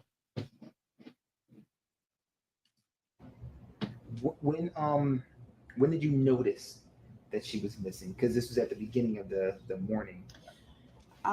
She got dropped off in the morning. We did not notice until after school pickup at 4 o'clock when I went to go pick her up and she wasn't at school. So we're going in 24 hours now. Yeah. Just about. Yeah. Nothing. No word, no text message, no messages anywhere from her. I've looked at all her social medias. I've looked at all her games she could have played with, any app. No weird conversations, no. So why would the mom be going through all of this? I mean, she's basically saying that it has to be somebody she knows without even realizing that's what she's saying. I'm going to let this play. I'll be right back. Nothing strange. Everything was conversations with just normal friends or us. She knows how to get home by herself, as if, like, let's just say, take a bus or an Uber or something like that. She would know how to get home alone, correct? I'm not sure. I don't know if she would know how to get home. Maybe, I mean, I'm thinking if someone got in the car with her and if she pointed the way, what roads, she probably could figure out how to get. But like, does she know her full address? I don't think she does. Which would give me it just puts in my brain that she always comes home with someone. She always comes home with me. There's no need for her to really learn. Okay. And you said no time? He knows everything. All right. The first question is if I can get your first and last name and spell them both out for me. Stephan Stearns, Stephan Stearns. All right, so Stephan, you seem very emotional right now. Explain to us.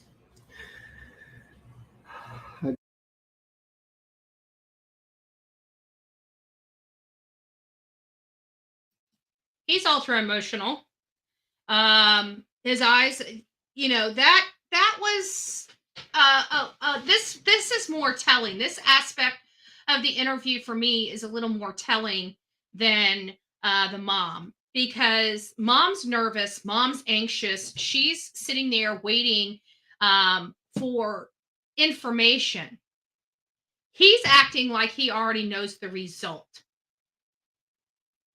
You get that? She's nervous and anxious and waiting for information. And to me, that's what her, now, again, I believe the mom knew something bad happened to her daughter. It is of my opinion, and my opinion alone, not even collectively my channel's opinion, my opinion, that she lied because she didn't believe this man could harm her daughter. And I believe this man was in her ears when all this stuff was breaking off, saying law enforcement's going to look right at me. You know, I could never do this. I was alone with her. You know, I just feel like those would have been the conversations. But his interview to me is more telling. He's way too upset for the lack of information that they have.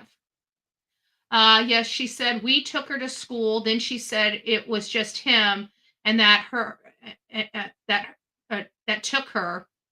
I'm sorry, I don't believe her. In my opinion, she knows more.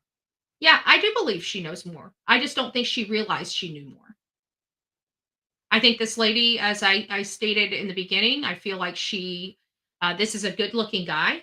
It doesn't look like, not to be offensive to the mom, but I feel like she had self-esteem issues, and she had this gorgeous, tall-looking man that was paying her attention and wanted a committed relationship with her. And I think that she honestly was so about him that, like many other people, they glossed over. They didn't believe that this person could do it. They didn't believe that these things could happen. This is not the first time we've seen this stuff happen either. And I'm actually kind of surprised more people aren't using this perspective, because we see this all the time where the significant other has manipulated the child and the mother so much so that there was this facade that nobody could look past. We've seen it before. And I'm applying that here because I try to apply the same to most of these cases when we were diving into them and getting information and factual information.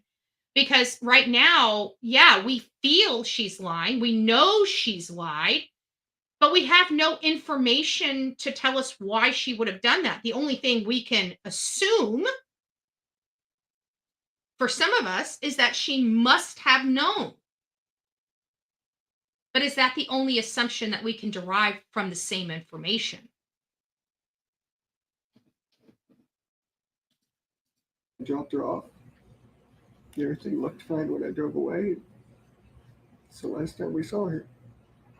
What were the conversations? So why is he so emotional, but mom's not? I mean, mom was emotional. She was, again, anxious. She was, she couldn't sit still. That's anxiousness. She looked like she didn't sleep the night before, which could amplify that anxiety and that slowness in her responses. It could explain it. Not that it does. I'm just saying it could. And then you got this man that's ultra upset, crying, trying to make people feel bad for him, going out of his way to show emotion. And this type of emotion, he's probably, oh my gosh, she's like a daughter to me. He's probably manipulating this woman every time he opens his mouth. He is a predator. For people not to even consider that mom is one of his victims is a little concerning. Because mom being a victim of his as well could explain all of this. Her behavior, her lies. Could. Not that it does. I'm just saying it could. That y'all had in the car when you dropped her off? Not much. She was asleep for most of the way. Told her have a good day at school when she got out. Sleep most of the way. That's because she was already deceased. I love her. She said, thanks. Love you too. That was it. And so where do you think she could possibly be? I mean, this isn't, as I was told, this isn't normal behavior. This is not normal behavior. She's not the type that would just run off. And he was the last person that was with her. And he seems awfully emotional. And we've been hearing a bunch of stuff that he worked for Disney, that he didn't work for Disney, now that he works for Disney. I truly believe this man worked for Disney at some point. There is a culture there. There is a culture. And it's a very sick and twisted culture, in my opinion. She can be. and we're scared. We just want her home. Are you, in a sense, blaming yourself? It's hard not to. Why? It's hard not to. As soon as he asks that, the man starts crying. This man's guilty as sin. This man is showing a lot of red flags to me in his behavior and in his mannerism. Much more red flags than the significant other, the mom. This right here, he's acting entirely too emotional for the information that they have right now. Like, I would expect mom to be this way. I dropped her off early. I could have waited longer. She looked okay. She was walking towards the school when I saw her. It was like any other day, so I went on with my day. Like any other day. So how many other times did you drop her off down the road and just drive away? I mean, not that is wrong. I'm not going to sit there and say that a child being dropped down the road and walking to school. Again, my family has done that to me in the past. You know, where I didn't want, I don't want, yeah, you know what, Dad, just go ahead and drop me off here. Get on to work. I'll walk the rest of the way. It's done that many times. I'm sure many of you guys have had your children do that to you. Or they're going to like the skating rink or something and they don't want mommy dropping them off at the front door. So you drop them around, on the back side of the building and let them walk around. Yeah, there's a lot of red flags with him. Not as many with her. That's why I think she was manipulated. I really do. I think that he got into that lady's head. I think she has self-esteem issues. I think she has other issues going on with her. And I'm looking at this guy. He's a good-looking guy. I really do believe he targeted the mom for the daughter. And if he targeted the mom for the daughter, then he's been manipulating the mom the entire time. It's hard not to blame myself. What has the conversation been with Jen since? She's been a lot stronger than me. She's been holding it together really well. And, so a lot stronger than him. So she's holding it together a lot better than he's holding it together. A step parent. Can't hold his shit together. The strong man that's supposed to protect his family, why mom breaks down. He's the one breaking down like a little bee. Why mommy is having to stay strong. But it just keeps coming in waves. Just the reality keeps hitting. We don't know where she is. No, the reality keeps hitting for you because you realize what you did and you know it's only a matter of time. Let's break it down. You acted irrationally. You had to cover up your crime. You had to lie to everybody, and you know it's only a matter of time before it catches up to you. That's why you're like the way you are. We don't know if she's safe. We're just scared. We just want her home. Have you, literally? Thank you. Please do. I'd like a confirmation if possible. Yeah, I even went out with the cops where I had dropped her off.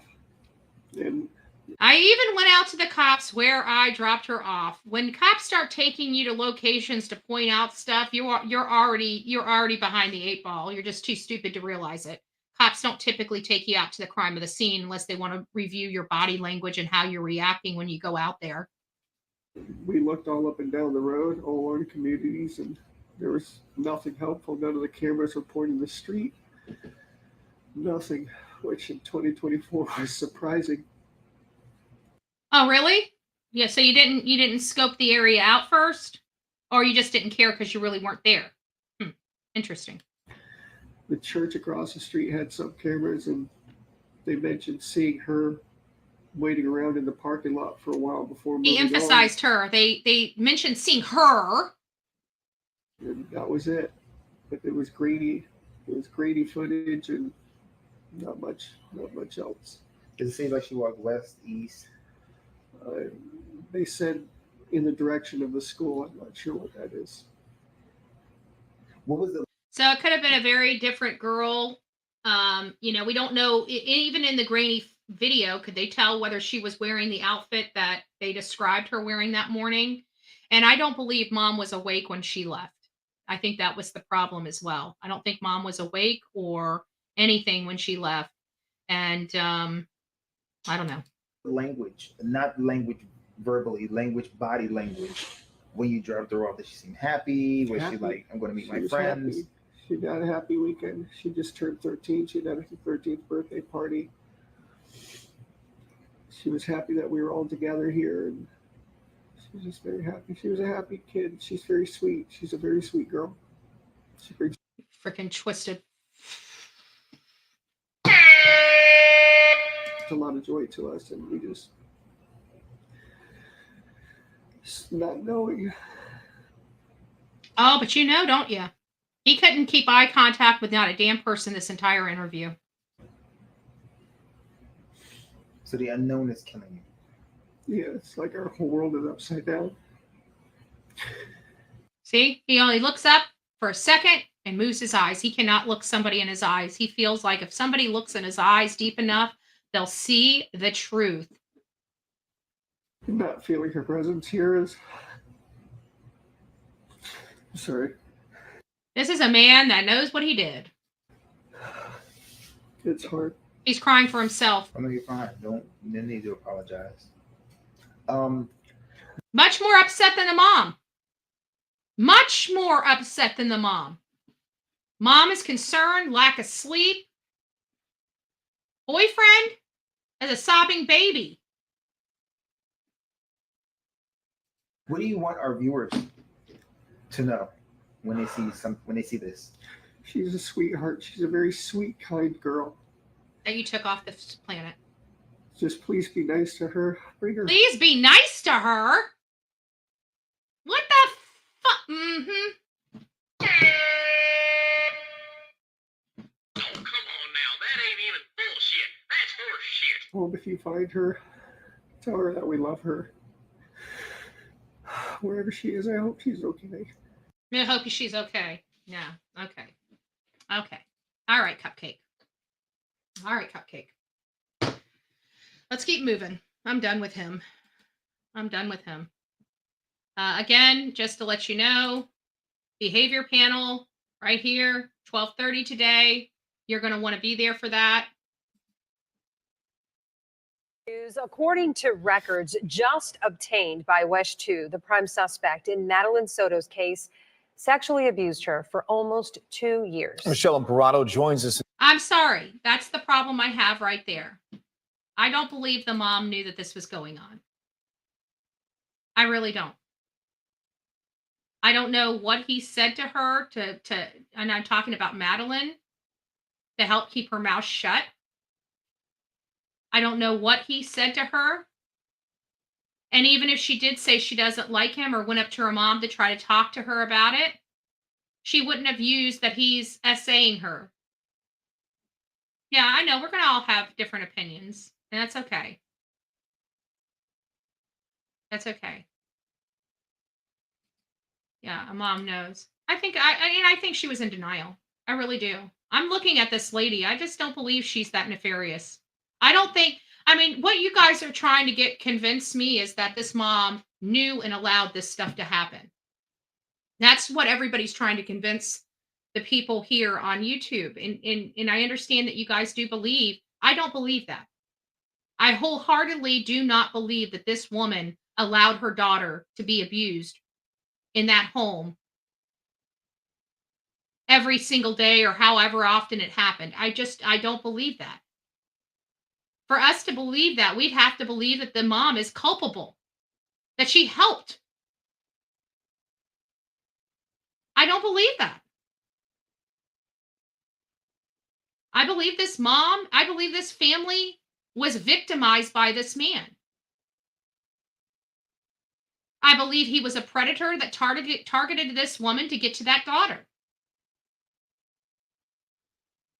That's what I believe. Now, do I know that for a fact? No. The people that are here, like Snow, she believes the mom believes, whatever, somewhere in there that you believe the mom may have, whatever. I don't know what your theory is completely. So she says that she believes her mom is jealous of the daughter. Listen, I've been around piece of crap moms. My mom's not one of them, but I've been around piece of crap moms that don't mind sleeping with your boyfriend. Okay, this is the Candace Harrer of the Americas, right? The Candace Harrers of the America. I didn't get that from this lady. I'm not getting that from this lady at all. That she is jealous of her daughter. Maybe I will. I mean, we still got a few more videos left to go through here. Maybe I'll get that vibe, but I don't get that vibe at all. My vibe, that vibe is if I'm wrong about it, then I got a broken vibe. I got a broken vibe because I'm sorry. It's hard for me to conceptualize that this mom was a participant in her daughter's death. There's not one there's not a scintilla of information that has brought me to that point yet. Factual information, not feelings, not emotions, not, oh, it must have been. Because remember, everybody here on YouTube, a lot of people said it was impossible for Brian Koberger to take out 4 people in 9 minutes, yet he did. So it is absolutely possible that this man abused this child without the mom's knowledge. I just want to put that in perspective for everybody. Because this is not our first rodeo with these predators. And I can tell you, almost more times than not, people had no clue. None. No clue. Around these people every day, around their children every day, and none of them had a clue in the world that this was going on. So I'm applying that experience, that actual experience with this case. Because again, this is a predator. Kind of like a serial killer. How do serial killers live amongst us for years and decades without us? Because they are manipulators, master manipulators. Why are we not applying that here? Is my only question. She's wrong. She's going to get arrested and she's going to go and sit in jail. I mean, period. If she really is involved, that's where the case is going to lead, and she is going to eventually go to jail.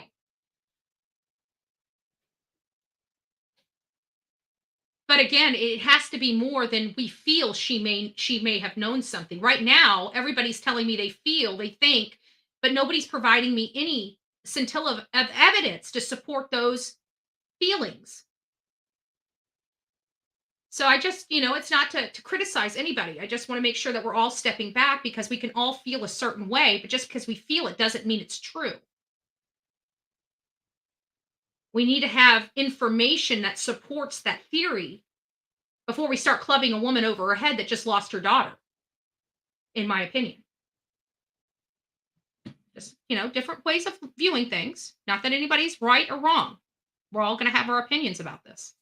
In studio with more on what we're learning. Michelle. Well, Nancy and Stuart, Stephan Stearns is in jail on charges of sexual battery and possession of child pornography. And this afternoon, that means he recorded these things. He recorded these things. So we'd have to believe that he's doing all this and mom knows about it. I just want to put that in perspective, that mom knows this is going on. How would you feel? I got a lot of women in here. You guys may say you would know. But many of you guys are living with men that aren't the fathers of your children. What if this was you? Oh, it could never be, right? I bet you she thought it could never be her as well. You're laying next to a man that you don't believe would ever harm your child until you wake up and your child's missing. I just want to make sure that we're putting all perspectives on the table. If she did something wrong, she did something wrong, and I will tear her ass up for it. I'm just not there yet. I have no. I want to know what suspicion mom had to go through daughter's phone. Well, the suspicion might have been her daughter was missing, and she left her phone there. I mean, that would be a natural reaction for any parent that has a missing child. The first thing you do is go into their room and check their computer, their history. And if there's a phone, you most likely will go through their phone. Unless it's said that she went through her phone before this event. And if so, then why? Then we have to look at the fact that her mom had knowledge that her daughter wanted to run away because, according to law enforcement, that was sent to one of her friends days previously to this event, potentially.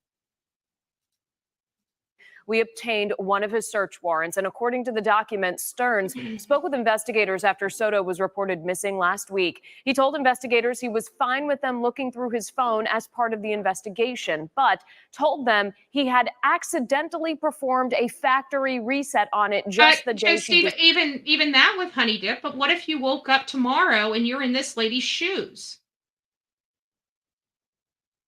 You know, it's easy to sit in judgment.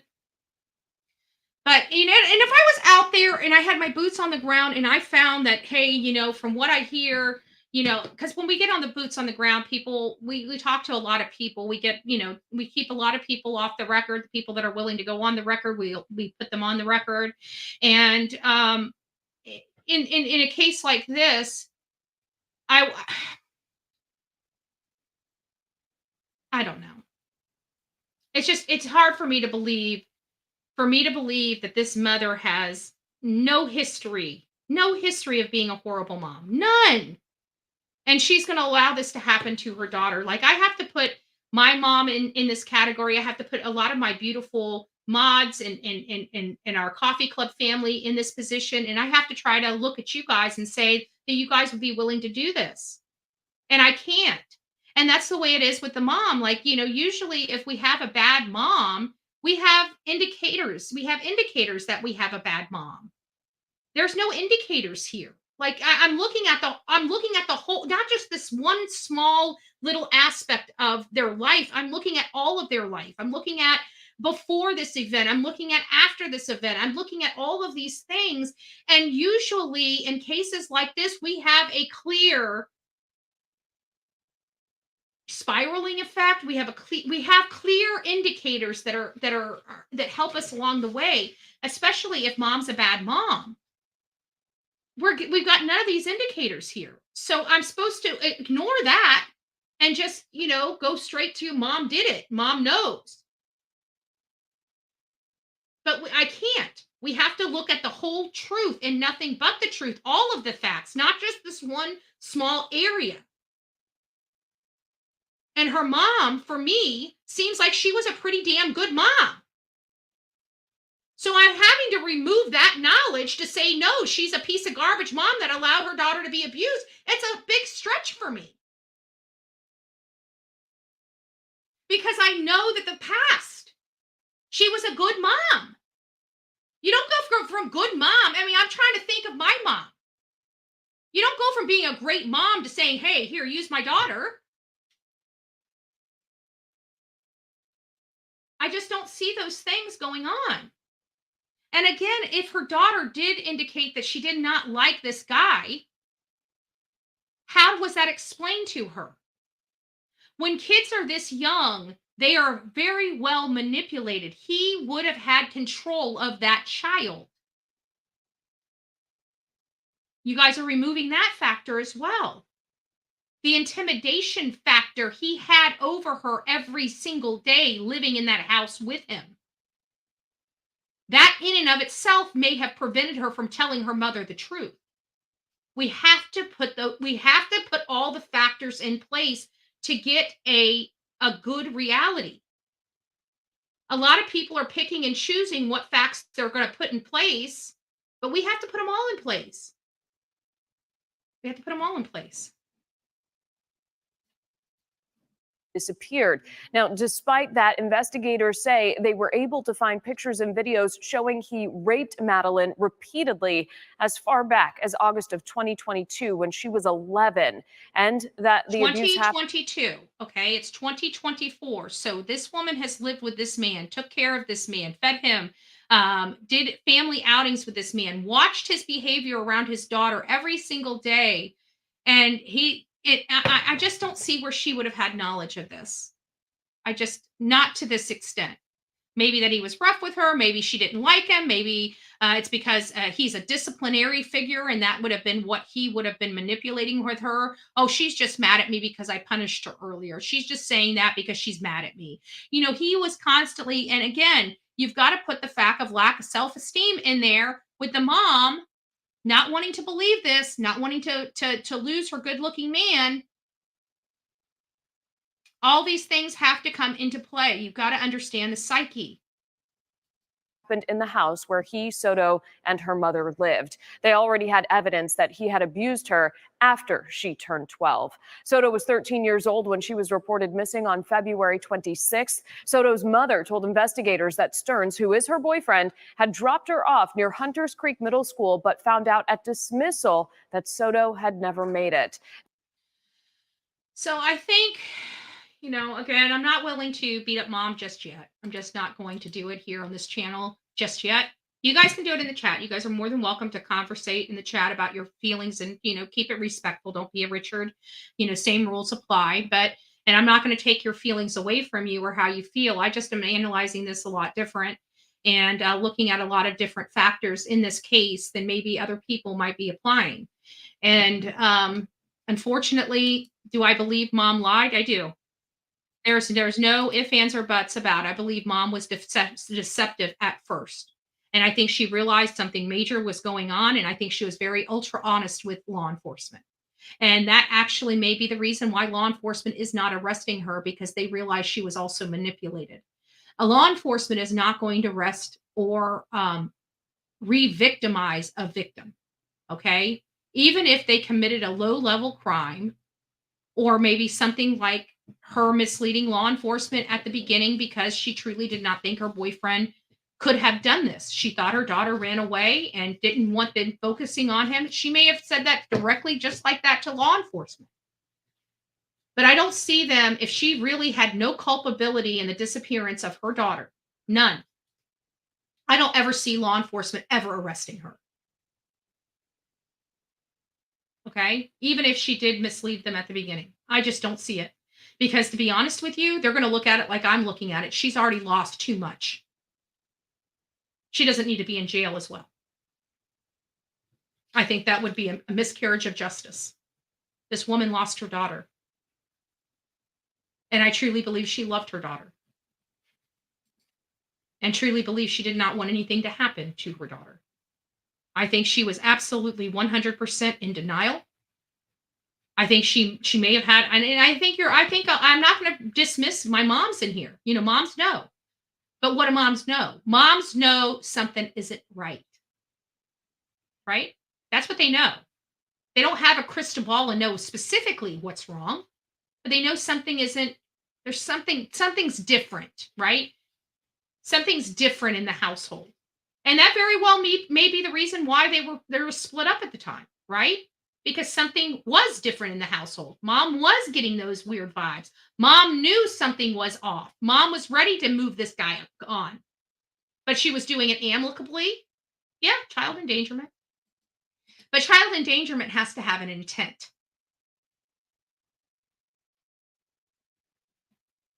You can't just, you can arrest people for accidents and mistakes and stuff like that, but there has to be some type of intent.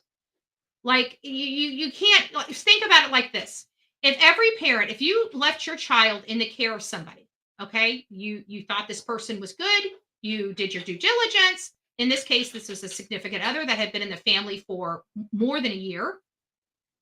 But let's apply this to, say, daycares.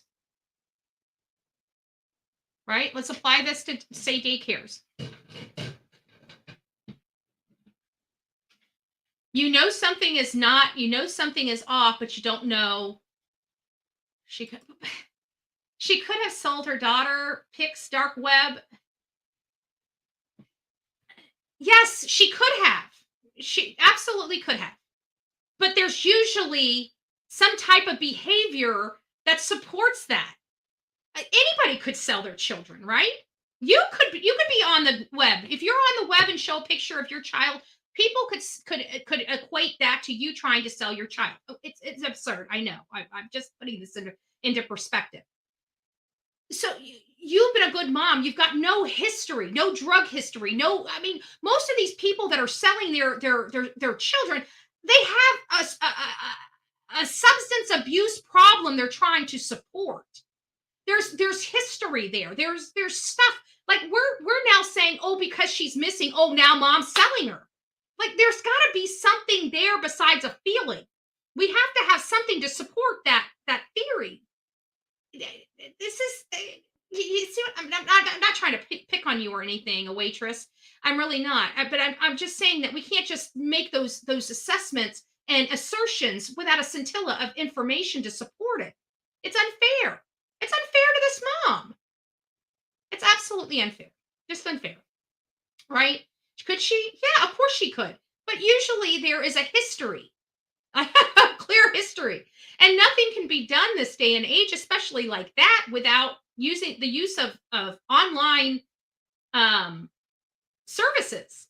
Google, Facebook Marketplace, like there's history, there's forensic data trails. We're just saying, oh, because this girl's, can you imagine this? Let me just put this in perspective. Can you imagine being in a relationship, you thinking that everything is good, everything's normal, you're having some issues, and then let's just take it in both, we're going to do it both ways. We're going to do it both ways with her breaking up with him and her being in a good, solid relationship. And you're in this blissful, unaware stage. Your life is normal. It's stable. You have normal, everyday problems like everybody else. And then one day you wake up, your child's gone, and your boyfriend did it. And now the whole world is breathing down your neck saying that you had something to do with it and you were so blissfully unaware. And maybe, and again, we don't know the family dynamic. What if this woman was the breadwinner working from daylight to dark to support her family because she got this piece of shit sitting on his ass? We don't know the family. We have no information. And here we are saying that she's selling her daughter. It seems a little barbaric to me. That's all I'm saying, is it seems a little barbaric to me. I think we need to give the mom, this devastated mom, a little benefit of the doubt. It's getting harder and harder to do. We know she did lie, but we have to look at why she would be lying. And I think that there's the difference, is the reason why she's lying. Is she lying to cover his ass, or is she lying because she doesn't believe he had anything to do with it? And people are saying, well, she shouldn't lie anyways. I agree with you 100%. You know my standard on this. Honesty is the best policy. Whenever you're dealing with a missed child, you throw everything on the table and give nothing of you give it all. So I feel like at the beginning, she was hesitant to give all. But I think once they said, look, here's what we have, I think she spilled the beans. I think that at that point, she could no longer deny reality. So now this lady is devastated because she's going to have to blame herself for putting her daughter in harm's way because she was in denial. Not that she did something wrong to hurt her child, other than being in complete denial and loving a man she should not have loved. She lied. Yes. At the beginning, she did. Do I believe she maintained those lies? No, I do not.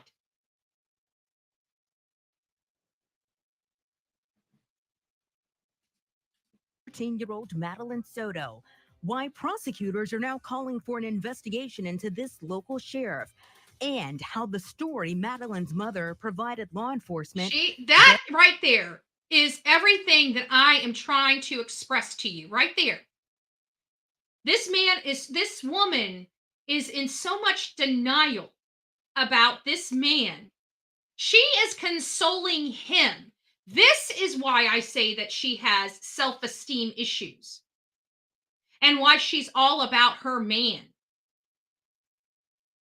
It doesn't mean that she put her child in danger because she's all about her man. She did put her daughter in danger, but she was unknowledgeable of facts. This woman is hugging that man because she truly does not believe he had anything to do with her daughter's death or disappearance. This is before she even knew her daughter was dead. Now, granted, he's also out of jail. As soon as they went in there, I'm sure her entire world fell apart when she realized what this man has done to her home and to her family. It's so easy to point the finger and think you know something, but you have to have experience in the topic. And that's a key factor that's missing from a lot of people's assessments. A lot of factors that are missing from a lot of people's assessment is how manipulative these predators are. And if that wasn't true, explain to me how many there are so many mothers out there that are dealing with this right now. But nobody's beating their door down, pointing the finger at them, saying, hey, you must have been responsible. You must have known about it. You allowed this to happen to your daughter. We're not doing that to them, only to this woman. Why? Because it's this woman's case that took the national headlines, that got people's attention. Mother provided law enforcement doesn't line up with what investigators know. We spoke one-on-one with Jennifer Soto last Tuesday. Good afternoon. I'm Darlene Jones. And I'm Greg Wormuth. At that point, her daughter Madeline had been missing for 1 day. She told us that Stephan Stearns, her boyfriend and now the prime suspect in Madeline's death, had taken the teenager to school. She said the last conversation she had with the 13-year-old was the night before. But this report we got a hold of today shows she told deputies she saw her daughter the morning of her disappearance. Channel 9 investigative reporter. And she lied. And she lied. She absolutely lied. And we've maintained that here. She absolutely lied. That does not look like a mother that intentionally put her daughter in harm's way. I'm sorry. I get a lot of feelings a lot of times. And you know what? My feelings are off. For example, and my mods can attest to it. For example, there's a child, what was her age? 15 years old, missing. Her neighbor has ran off with her. But this was a child that was, her mother is crazy. Her father's an addict. And her stepfather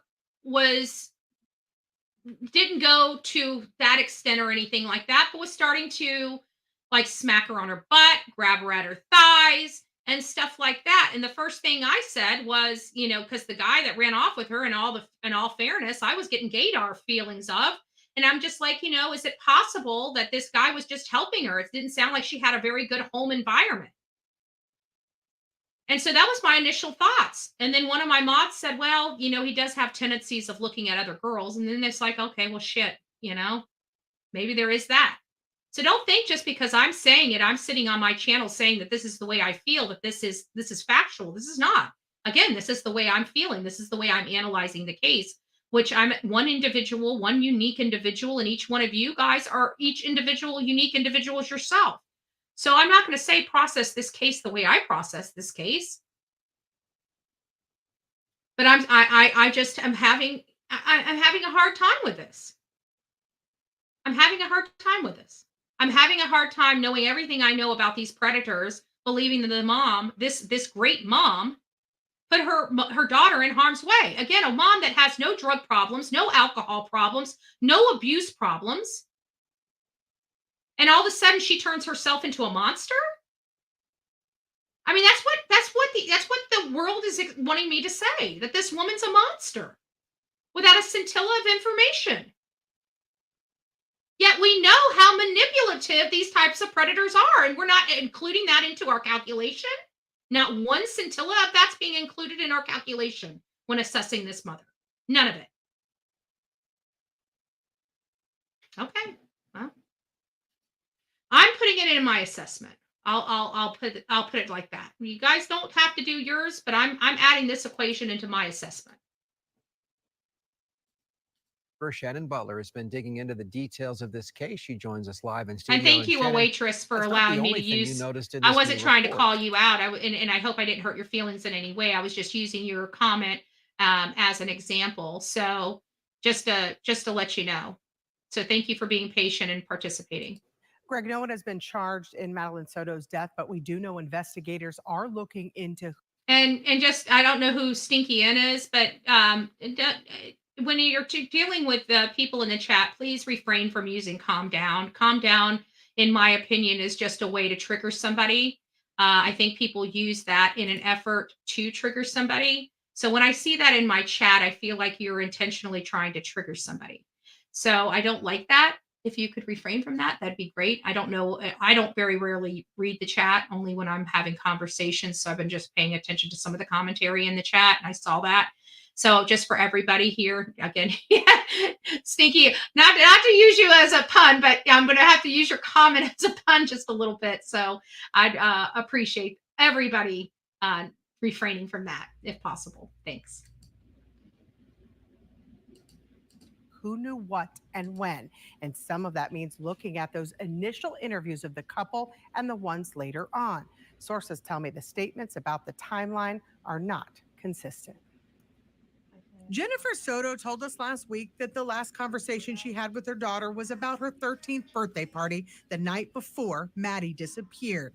I told her good night. I keep wondering if he tried to abuse her that night, and she said that she broke down and said, if you touch me again, I'm telling, or something. I just find it awfully odd that it was the day after her 13th birthday, and she had indicated to her friends that she was planning on running away. And that's, again, if it was her. I would assume, since it came in several days before this event, or I don't even know the timeline. They just said before, that this didn't happen like in the day or whatever.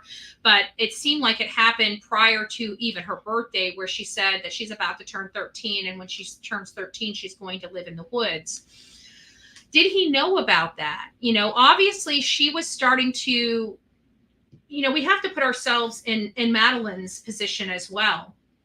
She was starting to be a little more vocal about something that was going on inside of her home. When she starts telling her friends that she wants to run away, how many of her friends knew what was going on? And let's look at it this way. Let me just put this out here to each and every one of you. We as children trust our friends more than we trust our parents. So I'm curious to find out what her friends knew. And if her friends knew nothing, then it is a good indicator that most likely her mother knew nothing. I just want to put that out there.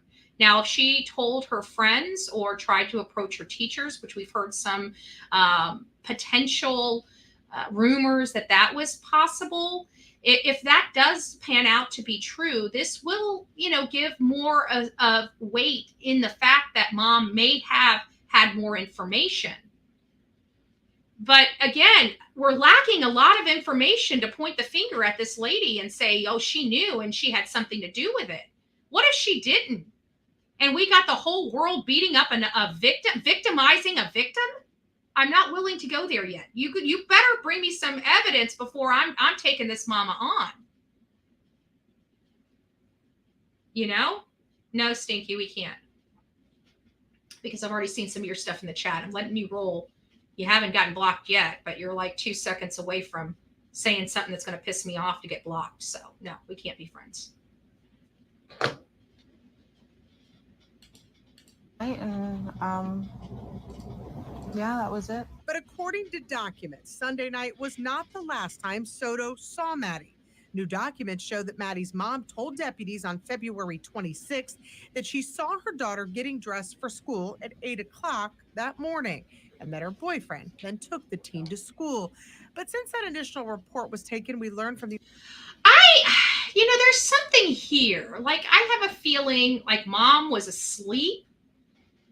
What if he drugged mom and mom didn't wake up on time that morning? I mean, I'm speculating here with not a scintilla of information, but it works for everybody else.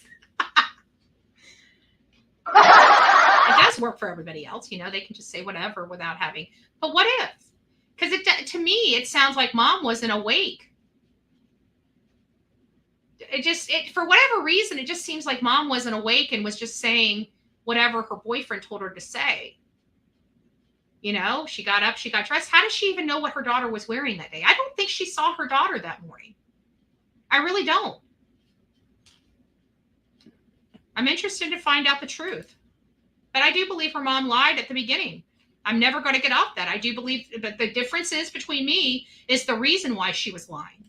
The Orange County Sheriff that Maddie was likely dead earlier than that. Our detectives have determined that Madeleine was never dropped off. Instead, we believe she was already dead at the time and that Stephan Stearns moved her body in the early morning hours on that day. Channel 9 has been going through statements from See, Stephen I just don't Stearns think mom and was Soto even, trying to- either mom wasn't at the house when this happened or she wasn't awake. That's kind of what I'm getting here. That's the first feeling. That's my first gut feeling that I have. Where was mom during this morning? We're going to find out she either wasn't in this home, which I have to believe she was because it was just the night before that they had the birthday party. So she was either sleeping in the shower. Something was going on with mom. Piece together what happened the last few hours of the little girl's life, starting with our interview of the couple. Her mom told us last week. We dropped her off at school, close to school. She wanted to walk the rest of the way. But in that same interview, then said, I wasn't the one who took her to school in the morning. That was my partner. But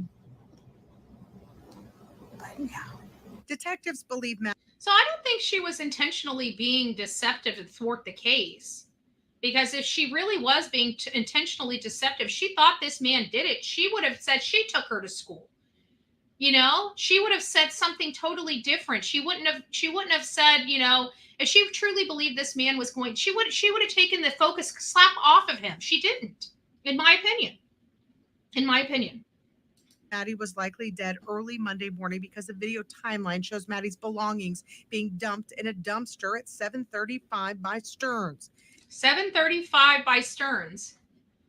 You know, one thing that we're not taking into consideration is him hurting her after her mom went to sleep. It was her 13th birthday. Mom went out, again, manipulative man, laying in bed next to her, acting like he's asleep until she falls asleep. How do we know that this, whatever happened, didn't happen in the middle of the night when mom didn't know? Mom's in the shower, so he hollers in while she's in the shower. We're going to head off to school now. See, I'll be back here in a little bit. Let me get her to school. Love you, honey. Mom's none the wiser. Mom's none the wiser. She didn't hear the altercation that ensued in the early morning hours. And now he's got to fix everything up, so he probably makes it look like she's sleeping in bed. Because clearly before he even left that house, she was gone. So whatever happened to her happened inside that home. At 8:19, Sheriff Mina said video shows Maddie in Stearns' vehicle believed to be deceased. Since then, the case has moved to Kissimmee Police, and sources tell us that Soto has been interviewed multiple times by detectives at 2 agencies, and that they are looking closely at all the statements she's made. I do believe that she's got some problems because, again, she did work the investigation, but I'm waiting to see, because it comes down to the behaviors of law enforcement. Okay, if she's not getting arrested, then they're probably coming up with the conclusion I'm coming up with, that she was lied to, deceived, manipulated. This guy preyed on her and her family. His intent was always her daughter, never her. He was just building the case up until he had an opportunity. And it sounds like almost immediately going into this family, he started abusing this child and started manipulating this child. If I truly believed, and you guys know me, I'm pretty rough around the edges when it comes to kids. If there was even remotely a thought in my brain that this woman allowed her child to be abused, I would be sitting at her front door. I can promise you that. because there's not a law enforcement agency in this world that would stop me from unleashing hell on this woman until she was arrested. Within the confines of our laws. Let me throw that out there, right? Within the confines of our law, there's not a law enforcement agency in this world that can stop stuff that's I'm able to do under our Constitution. If I truly believed this woman allowed her daughter to be injured by this man, I would stop the repairs on my car so I could go up and spend a week in front of this lady's house or outside of her apartment community.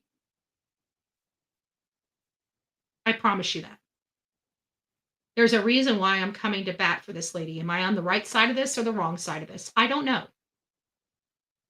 But my gut is telling me that this woman that I cannot find being a piece of garbage. Now, mind you, I've looked, right? I've looked.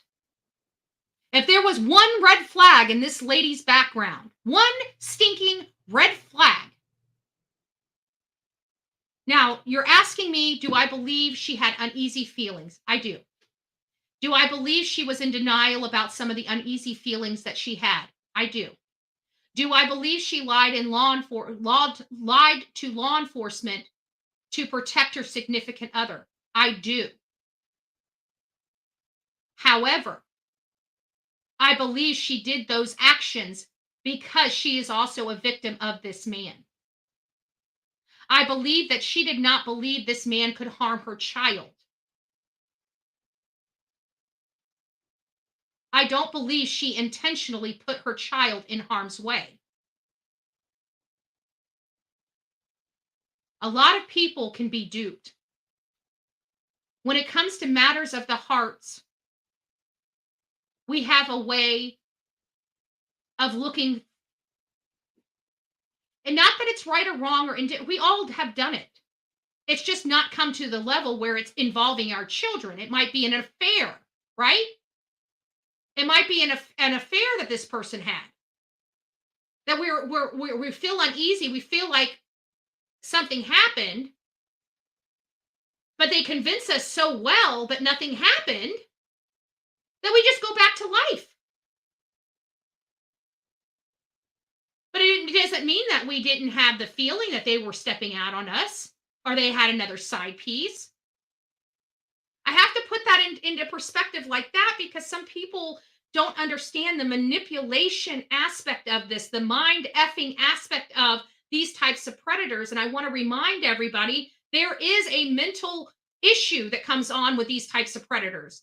Constantly making you feel like you're the one that's got things wrong. Constantly, it's almost an abuse. Think about the abused wife syndrome.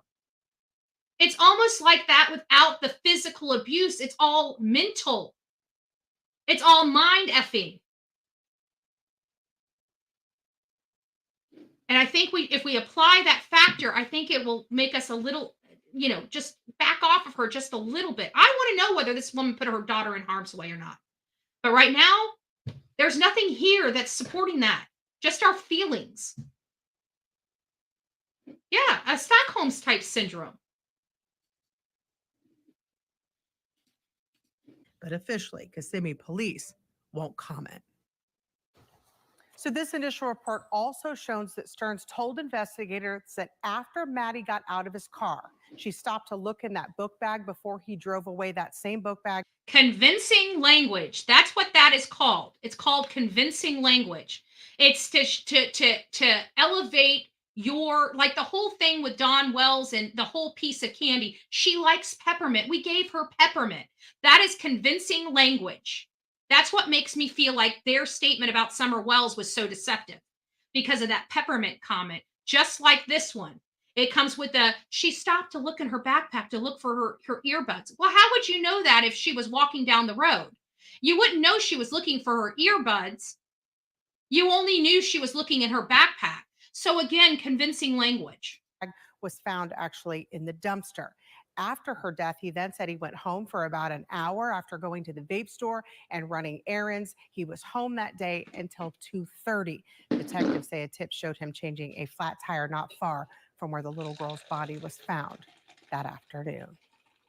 All right, Shannon, it is starting to piece Sorry, together. guys, I'm Thank you. trying to We turn also that. spoke to suspect Stephan Stearns before he was arrested. He also told us he dropped off Madeleine for school the morning of her disappearance. Okay. Still no. Again, they're in order for a purpose. So I know we're going back, but they're in order for a purpose.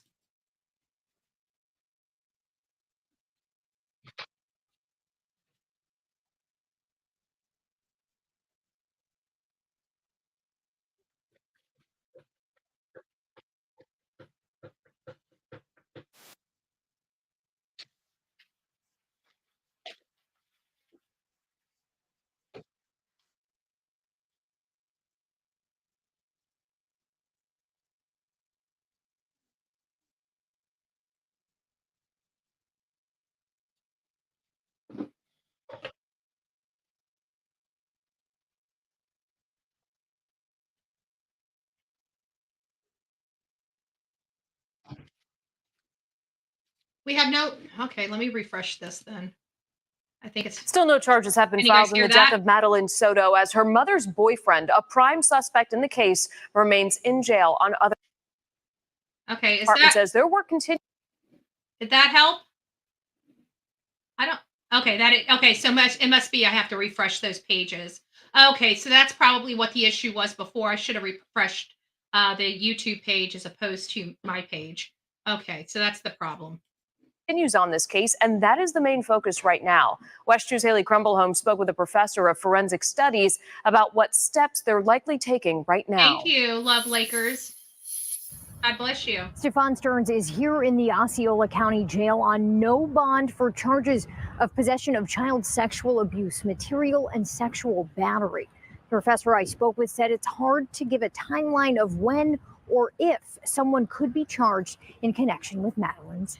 Do we have, just out of curiosity here, do we have anybody in our chat that is, I mean, you'll have to, I don't need to know your name, but you'll need to try to corroborate your expertise with me. But if for any reason you do have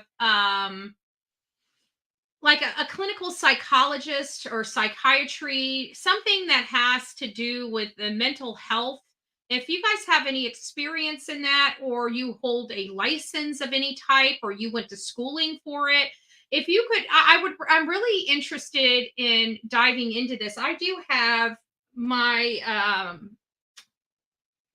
ST girl, and I can't remember her name. I'll have to find it and look it up. Again, it was when I was doing Miranda Rosa, Paula Miranda Rosa's case. There was an ST survivor there. She was an activist and advocate of the cause. I got to meet her. She's written books. She's traveled the country. She's talked about this specific aspect of it.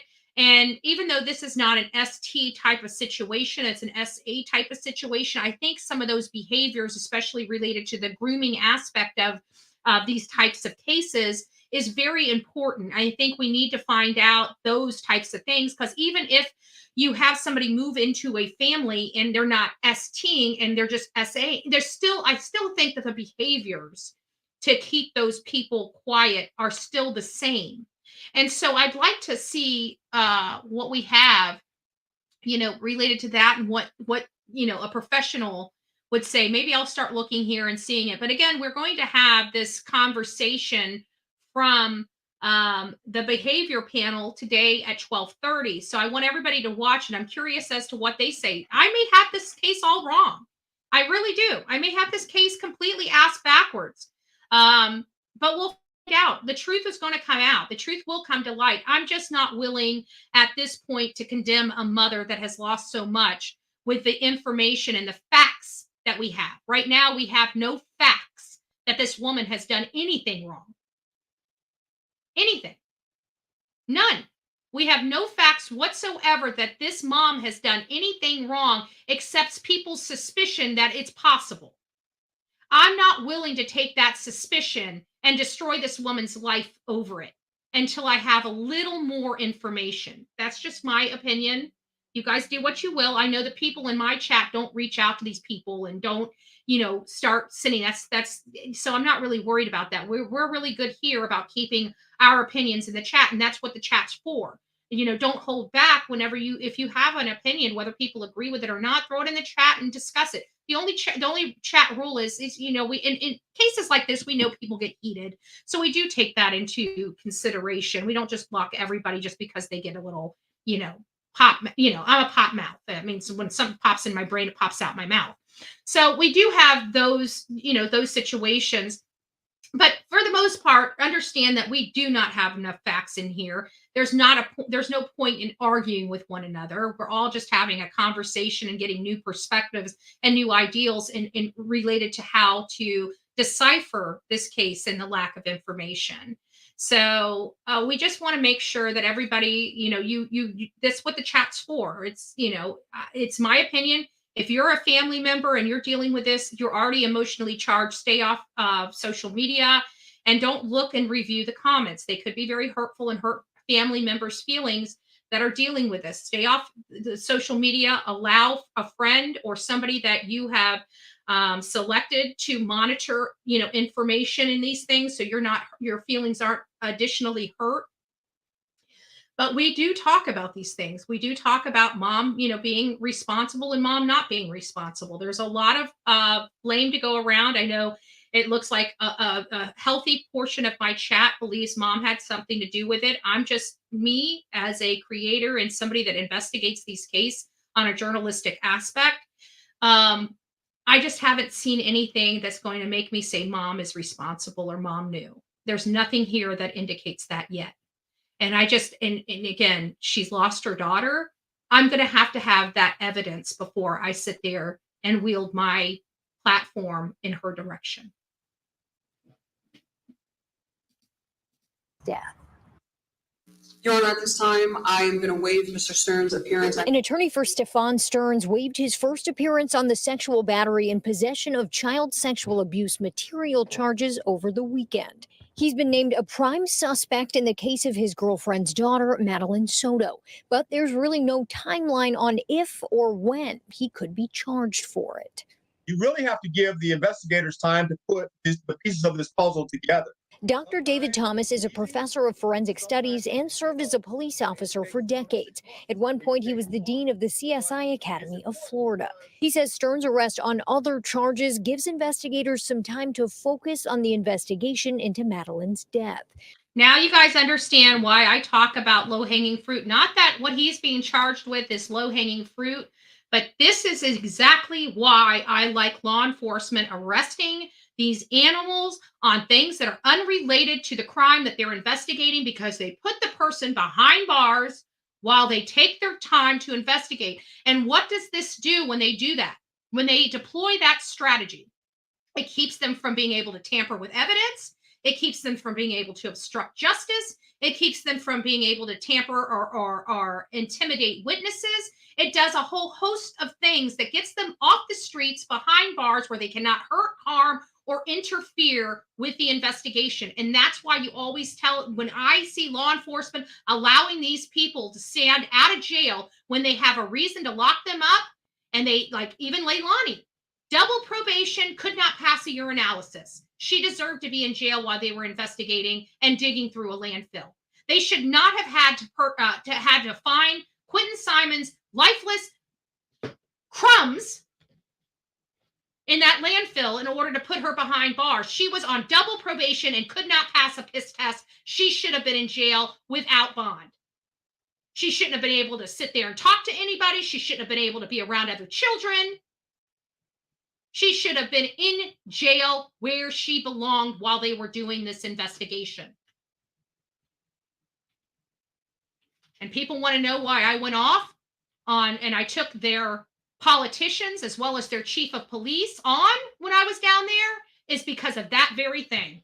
How dare you put your community in danger when you have a reason to put this girl behind bars. And we talked about that low-hanging fruit, and I called that chief a liar to his face with the nonsense he was trying to peddle to his audience and to the community. Because once you charge a suspect, they have the right to a speedy trial. Which means that in 180 days, they have to bring that case to trial. So now that you have him on something that's independent and separate, No, you he's have not. time to process this and do this investigation the right way. And can you believe that the people? Yeah, he does not have. You know why? Because it's called working behind the scenes. You know, using diplomacy, and that's one of the things that I do the best. And people try to say that because of the stuff with Quentin Simon, he didn't lose his job. He was just wanting to retire or do something different. No, he was forced out of his position. He was forced out of his position for several reasons, and one of those reasons is because he violated people's civil rights. He put that county in financial jeopardy. They're lucky they're not being sued. But he lost his job.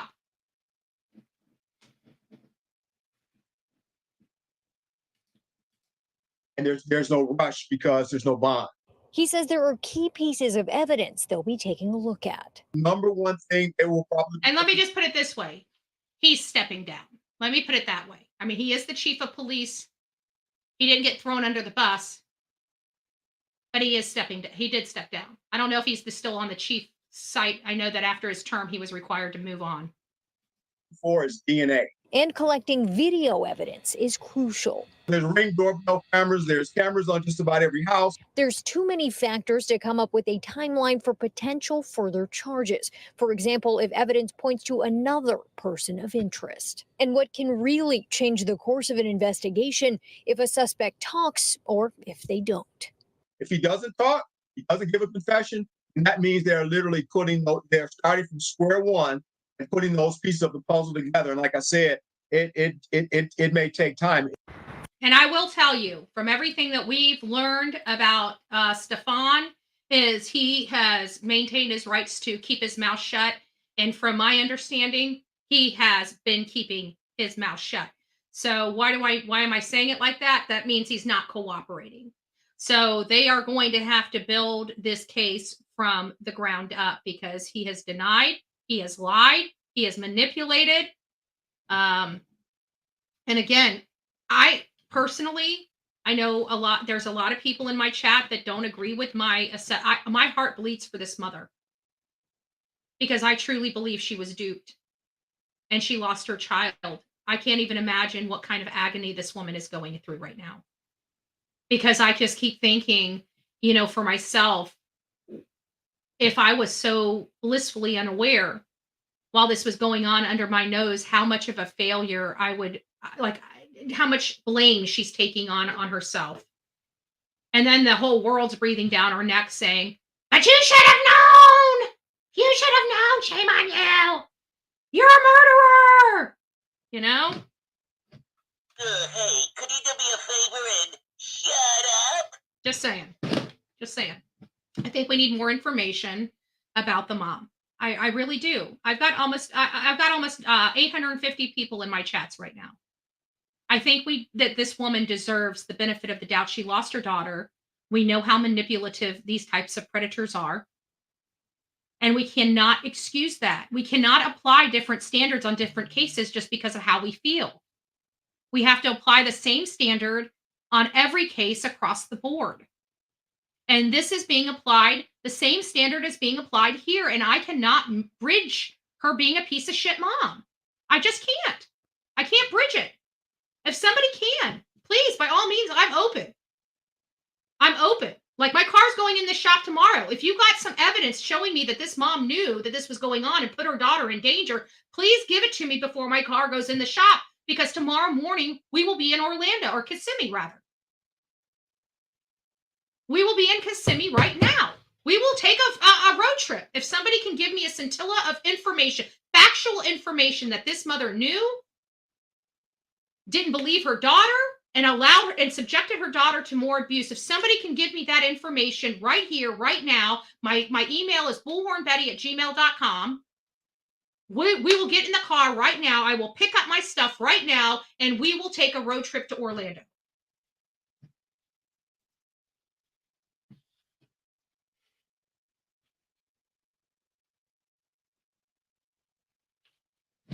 So I'll be waiting for that information. But again, this channel is not going to beat up a mom without having something. I'm not going to go off. She might have, she could have. I feel like she should have. That's not how we work around here on the Bullhorn Betty channel. We got to have factual information, not just we thought. Because you know me, just because you think it doesn't make it true. I hope she didn't either. I mean, to be honest with you, it would break my heart if she did. But I can tell you, if you play me for a fool, the repercussions of me finding out the truth are 10 times worse.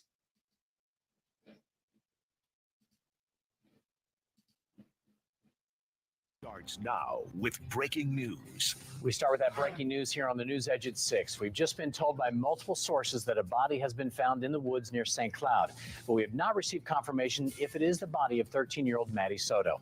Good evening and welcome. I'm John Brown. And I'm Hannah McKenzie. Sky Fox is flying over a wooded area. I know Snow says give me time. I know Snow, and I trust your work. So if you get some, send it to me, because honestly, I don't want to be up here sitting here and having this woman's back if she did something nefarious. But on the same sense, I've got nothing to go on to say she did any. I mean, she did lie, and I'm saying that honestly. I'm just saying that in my assessment, she lied for a very specific reason, not because she was trying to cover up or stop the investigation of her own daughter. I just truly believe she didn't believe this man had anything to do with it, and he was in her mind. I've seen it before.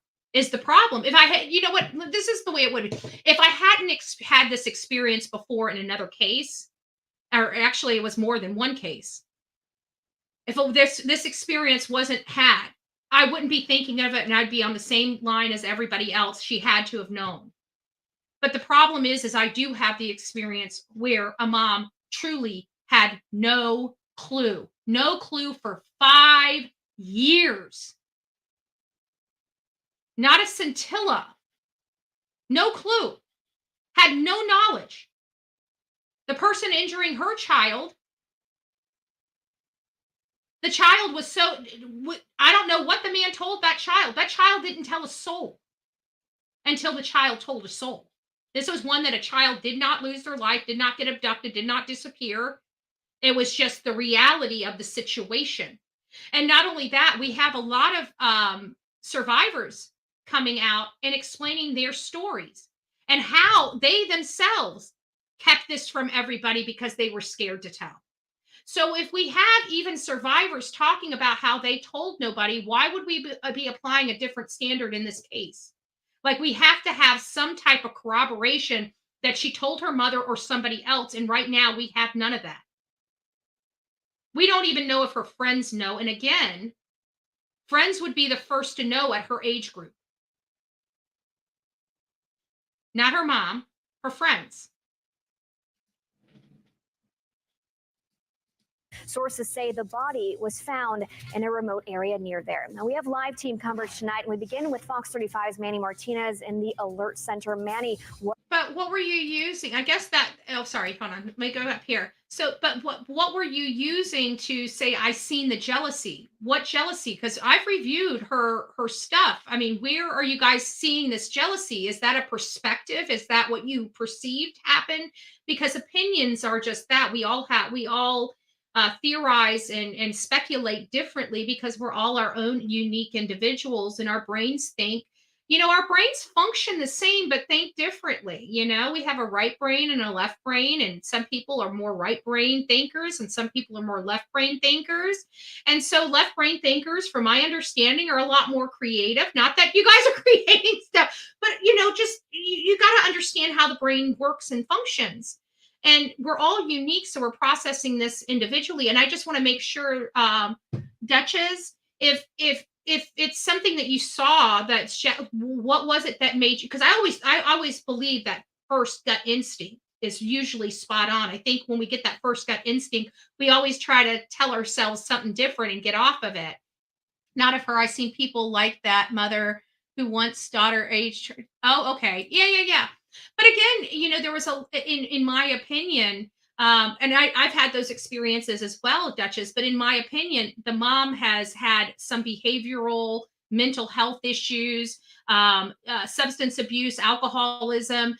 Usually I see those types of behaviors in families or people or mothers that are like that. This one again has no, clear mental health issues in the household, has no substance abuse issues in the household, has no violence in the household. And usually moms that are jealous of their daughters, they've had cops over there before, they've had a lot of contact and law enforcement screaming and yelling coming from the house. You have, yes, I did get, we do see those things, but there are other traits that go along with that as well that kind of lean us into that assessment. And here we're missing all of that. We're not having a whole lot of law enforcement contact. Mom's never been arrested. There's no history of substance or alcohol abuse in the home. No history of violence in the home. We have to look at those things because all cases are differently. And even if these two cases were the exact same from one person to another, but the parents, one family had substance abuse and one family did not, we have to look at those things and apply those equations into those cases. So I'm trying to apply these things into this case, but there's a lot of key factors that are missing that would allow that to come into play. And so it's, yes, we've had issues where moms have been jealous of daughters, but we also have all the other issues that accompany that kind of mental health thinking and sickening, way of thinking. We're not seeing that here. We're not seeing anything related to the mom of being any type of parent other than a good parent and taking care of her daughter well for many years.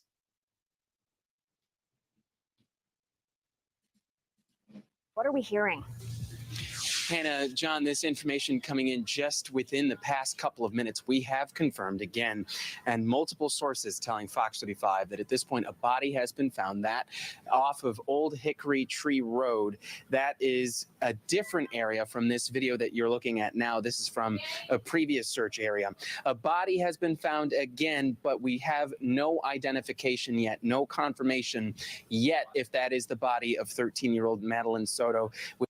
And Tammy Sue, if you don't mind, would you elaborate on that to see if my theory holds water? If you feel comfortable, you don't have to answer this question. Were there other issues going on in your home? Did your mom have substance abuse issues, alcohol abuse issues, or any kind of violent tendencies? Was there a mental health aspect with your mom as well? Just to give perspective, if you feel comfortable even answering those, don't answer anything you don't feel comfortable answering, but just to clarify, because I want to make sure that we have, our ideas, because I would think that normal parents, if you came to them, would be receptive this day and age to hearing that, unless there were some major issues going on inside the home. Have you ever watched that movie Georgia? I think everybody, if we're going to be analyzing this case, there's Georgia, and there was that, what was her name? She used to always get in trouble with the red hair. What was her name? Let me see here. Who are the characters of Georgia?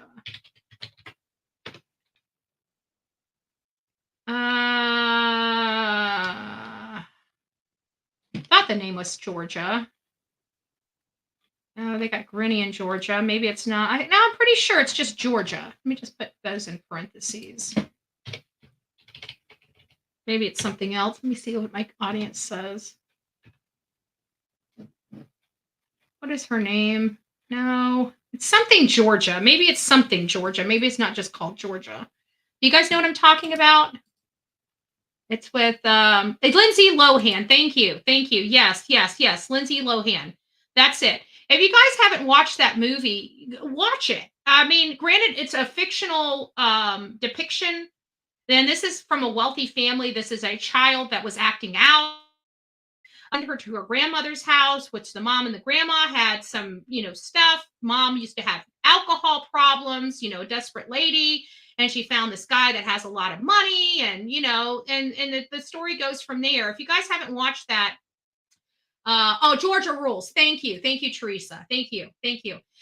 So Georgia rules. That's the name of it. Yes, yes, yes. Thank you. Thank you. Thank you. Watch that movie. Watch that movie. It gives you a little insight. You know, again, it's a characteristic thing. But again, mom was totally unaware, and this stuff was happening for years. Years. So just remember this mom has lost her precious cargo. Her precious cargo was found in a freaking ditch on the side of a freaking road after being brutalized. So I know it's easy to point a finger, but we need to be correct when we're pointing the finger, especially at a mother that lost her child. We better be accurate. And right now, we have a lot of feelings and a lot of shoulda, coulda, wouldas, but nothing factual that's come across my desk just yet. Show me something of substance about this mother, because that is what it's going to take to get me off of this diatribe I'm on. I don't want people beating this woman up without some specific information. Did she lie? Yes, can I say that she lied? Why did she lie? That's the key. That's the key. Which we know that 4 agencies are right now looking for any clues. This search area that you are looking for is also around the area in Osceola County, but not the one where the body has been found. Again, the body found off Old Hickory Tree Road. Sky Fox working to make its way there. Multiple sources telling Fox 35 that body found, no identification yet. However, we are working to confirm more of that information. So John and Hannah will keep making all of those phone calls, working our sources to confirm exactly what investigators found. All right, thanks a lot, Manny. Well, the Orange County Sheriff believes that Maddie Soto was killed well before she was supposed to be dropped off at school on Monday morning. And Fox. And so there's where our first conversation needs to come from, in my opinion, right? That's where our first conversation needs to come from. When did Maddie lose her life? And, did her mom know? Because it sounds like she had a birthday party before, or that was there alcohol involved? Did mom have some cocktails? Could mom have, you got to ask these questions because we don't know what happened. What I can say is it doesn't sound like mom was awake that morning when Stephan left the house. It doesn't appear that she was awake or knew or anything.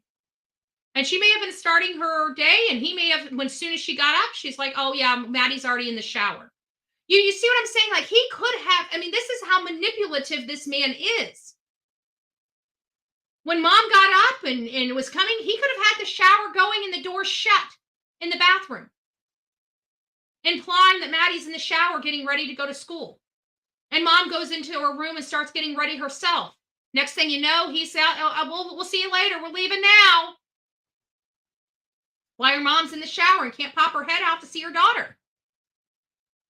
We don't know.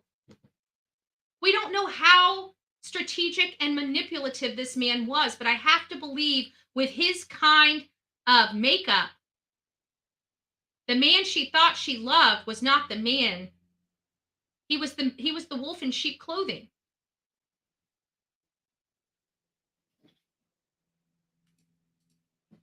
Ready Five's Matt Trezza joins us live now from the Orange County Sheriff's Office. So Matt, walk us through what happened here. Leading investigators on this search, we know that it's changed hands as well. Yeah, that's right. So this search was initially put together by the Orange County Sheriff's Office, and they were the ones who are heading it up. They have now passed the investigation over to the Kissimmee Police Department. They're saying that during a news conference this afternoon, at the same time as they announced that they were, quote, confident that Maddie is dead. Last night, detectives from the Kissimmee Police Department met with Madeleine's mother, and they had to tell her the very devastating news that although we have not found Madeleine, we are now confident that she is dead. That doesn't sound like law enforcement believes that this mom knew her daughter was deceased. And that's what a lot of people out here on social media are implying right now. that mom knew that this man was abusing her and that he offed her.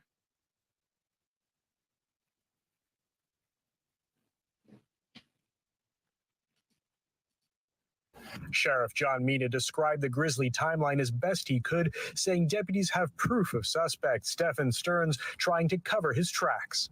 We have video evidence that shows Stephan Stearns discarding items in a dumpster in that apartment complex in Kissimmee at 7:35 on Monday, February 26th. 7:35 in the morning. So a lot of the questions we need to know, I'm not saying that mom doesn't have any culpability in this and all that other stuff. I'm not saying any of that. I don't have enough information to say one way or another. We don't have any factual information to say one thing or another. But what I can say is that it does appear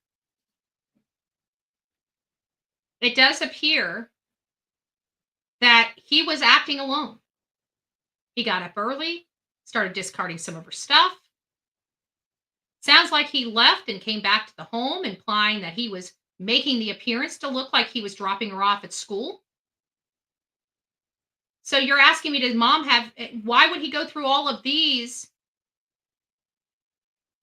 steps if mom just knew? If mom knew that this was going on and that he did something to her the night before, then why would he be going through all of this orchestration by himself? Why wouldn't mom make sure she was somewhere else when they left for school? Doesn't make sense. When you start putting the pieces together, it doesn't make sense. You got to put all the pieces together. We don't have all the pieces. But I can tell you the pieces we do have is showing that mom is still a victim. Did she lie? Yes. But she lied probably from this man being in her ear. You know it couldn't have been me. I love your daughter. I love our daughter. I love our family. I could never do anything wrong. As soon as you tell him if she's missing, I was the one that dropped her off at school. They'll think it's me. You know how these things go. You got to tell them this. You got to tell them that. If you don't, they're going to look at me. You know I couldn't have done this. You know how much I love her? Just nonstop. And you're looking at somebody that you love, that you laid next to, and you just know this person couldn't have been this monster. How could you be so duped to be with this monster for years? He seemed like such a different person. Detectives later recovered Madeleine's backpack and her school-issued laptop from that dumpster. At 8:19, we have evidence that shows Stephan Stearns returning to the complex, and Madeleine was visible in that vehicle. We believe she was already dead at that time. They say their top priority is still finding Maddie. Our cameras were rolling this morning as deputies transferred Stephan Stearns to the Osceola County Jail. Where was Maddie last seen? Why aren't you helping her mother and her family? This is a little girl. Help them find Maddie. Where is Maddie? And the sheriff thinks that whoever that was, whatever news organization that was,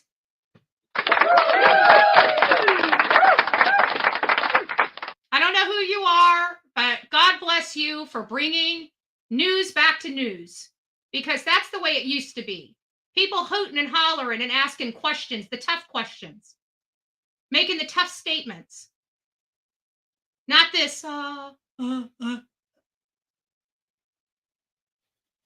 getting in their face and asking them the tough questions. So whoever that news person was, again, thank you for bringing news back to news.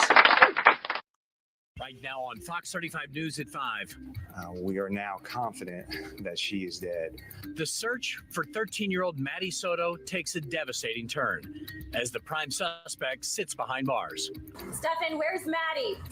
Did you hurt her? Fox 35 is the only station activated, and Stephan Stearns was transferred to the Osceola County Jail.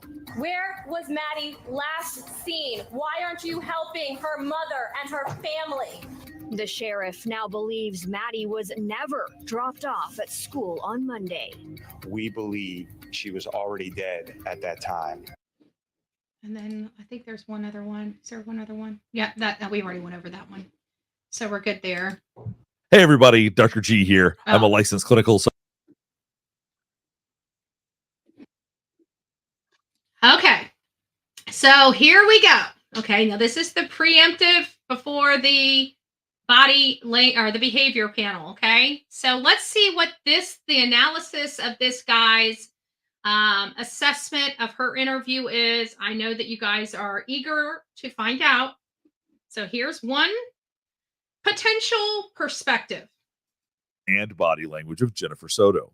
Jennifer Soto is the mother of Madeline Soto, whose body was recently recovered after she went missing for a few days. Jennifer's boyfriend has been arrested due to illicit content on his phone. We've addressed that. We've addressed that. We've addressed that because I think we know she lied. I think the question is, why did she lie? Did she lie because she knew this man had brutalized her daughter, or did she lie because she knew she thought she didn't think this guy could do it? There's two different kinds of lies here. And at what point did she change her tune and tell law enforcement everything? We need to look at those things too. I think what we're going to find out is she didn't believe that her boyfriend could be responsible, and she was trying to cover his ass so they would look at the other people that could be. To wipe. In addition, he's considered a suspect in the murder of Madeline Soto. Before we get started, a couple of quick things. One, I wanted to remind you that this is not a psychological evaluation of any kind. These are just my opinions. In addition to that, I do want to remind you to like and subscribe if you want to see. Oh, let me get that disclaimer too. You may not like me, you may love me, you may hate me. I don't care. These are my opinions. If you don't like it, go somewhere else. That's the Bullhorn Betty way of saying it. Now, the clinical psychologist way of saying it is that it's just his opinion, blah, blah, blah, blah, blah, blah, blah. Much nicer than Bullhorn Betty. I mean, what can I say? See more content just like this. All right, let's go. What we're going to be looking at today is an interview with Jennifer Soto while Madeline was missing, but before her body was found. Let's just jump right in. Jennifer Soto, JENNIFERSOTO. Mother. So you're already going to notice that she has a tremendous amount of anxiety coursing through her. Her head is shaking because her body is shaking so much. That's a lot of adrenaline. Now, anybody whose child is missing is going to feel anxious. So we've got a baseline of just feeling anxious. We're going to go ahead and start with that, and we'll see what else emerges. Jennifer, tell me how you feeling right now. You can also see that her lips are pursed. She's biting on her lips or keeping her lips tucked in. We oftentimes see that as a way to pacify ourselves. Sometimes it's a way to not say something. Usually if we're talking and asked a question and we remove our lips, that's a way of not wanting to respond. She's already doing it, so I see that more right now as a pacifying behavior than an attempt not to say something. There you go. I feel like I can't breathe. All I keep thinking about is, where is she? Is she safe? Is she okay? But we're all a wreck. My entire family is a mess. We're just so worried. Her emotional expression is interesting. I think that's the only way that I can describe it. It's not typically how you would expect someone to respond. That doesn't mean she's doing it wrong, but the way that she looks versus the way that she sounds is very different. She appears very anxious. Her body's shaking. And yet there's a quality about the way she's speaking that seems very calm and casual. It's a very interesting mix of two very different ways of expressing oneself, but it can be confusing to see this. When did you first realize, or when did you file a missing report? We filed a missing report. We called the police at like 4:45 yesterday, 4:45 p.m. So, I mean, in reality, what time was she supposed to pick the girl up? Like around 4:15. So within a half hour of her, finding out her daughter was missing, 45 minutes within finding her daughter was missing. It sure does sound like, I wish you trolls would just go get a life. It does sound like, I don't know. You know what I'm going to do? This is what I'm going to do. Sorry, Twitter. You guys are removed. If you guys would like to watch this, you guys can come over to YouTube. There we go. But she actually went missing. Now, I want you to keep in mind, she's being asked questions and she's responding directly. She is answering the exact questions that she's being asked. This cannot be said of Stephan Stearns. When you watch his interview, he's asked questions and he does not respond. He gives vague answers. He doesn't provide details and oftentimes And he's emotional. doesn't answer the questions at all.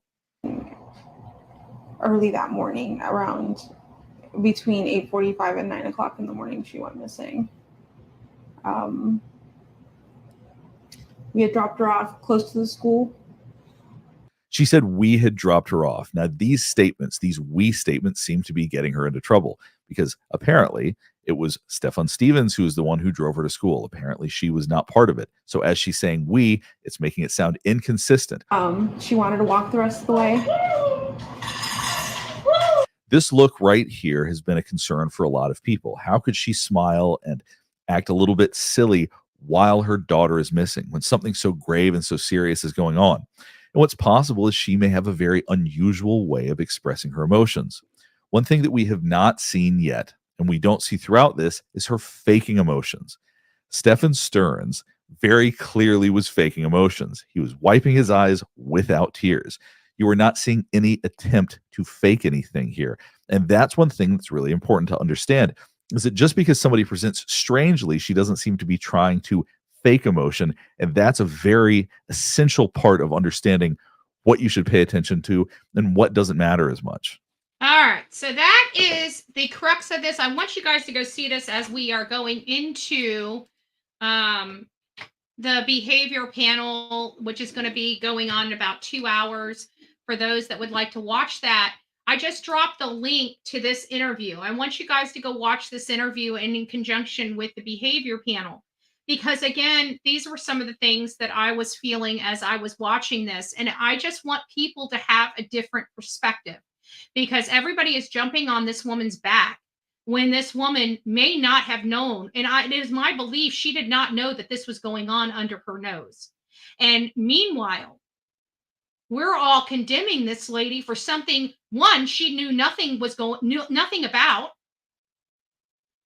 And yes, she may have been deceptive in some respects, but what was the reason for those deceptions? Was it because she was trying to cover up what the assailant did to her daughter, or the fact that she just didn't want people looking at her boyfriend that she knew could not have possibly done anything to her daughter? Because if you don't know that this is going on, there is no way you're looking at your significant other as a monster. Yeah, I know that was exactly it. It caught her off guard.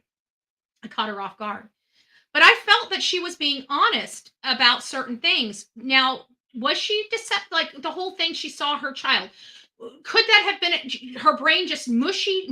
Could she have mistaken it for one day to another? I mean, this mom was under a lot of stress.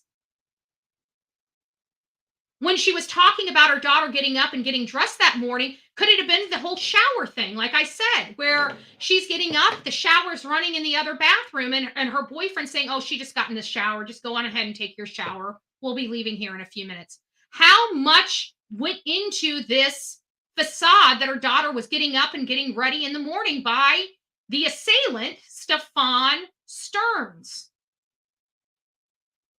These facts matter. These facts matter. So go check that out, guys. We're over 3 hours. You guys have a great day. We're going to pick up this conversation tomorrow morning to dive into it a little bit deeper. We're going to keep going in.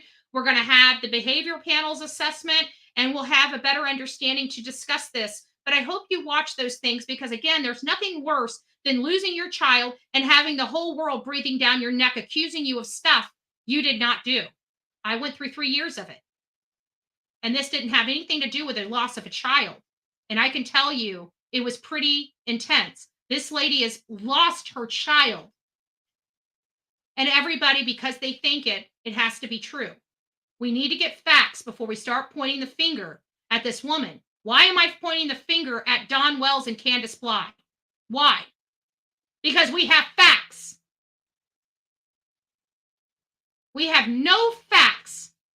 in this case to point the finger at this mother other than she was deceptive in certain things that she said to law enforcement. But we have to look at those certain things she was deceptive about and why she was deceptive. And in my opinion, it was to protect her boyfriend that she did not think could do this. He did. Deb, yeah. She didn't think her daughter, at this point, her daughter is just missing.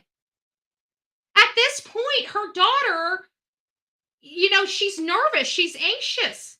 I don't think she thinks that anything happened dramatically to her. It's like, think about it. Your child doesn't come home. I ran away from my house. Do you think my mom was a blubbering idiot when I ran away from home? No, she wasn't.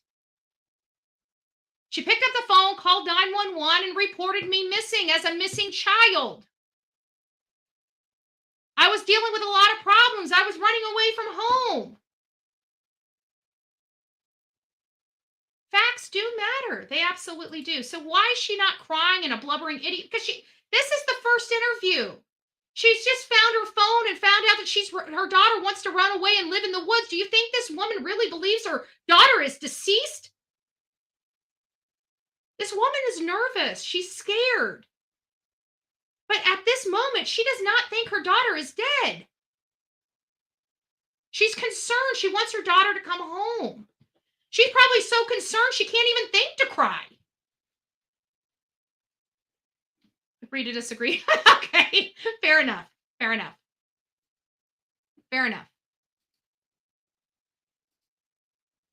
But I think we need to listen to the professionals on this. And so far, the professionals are saying in this portion, this aspect of it, 4 minutes into this, he's basically saying that, she's being truthful and not exhibiting any of these red flags.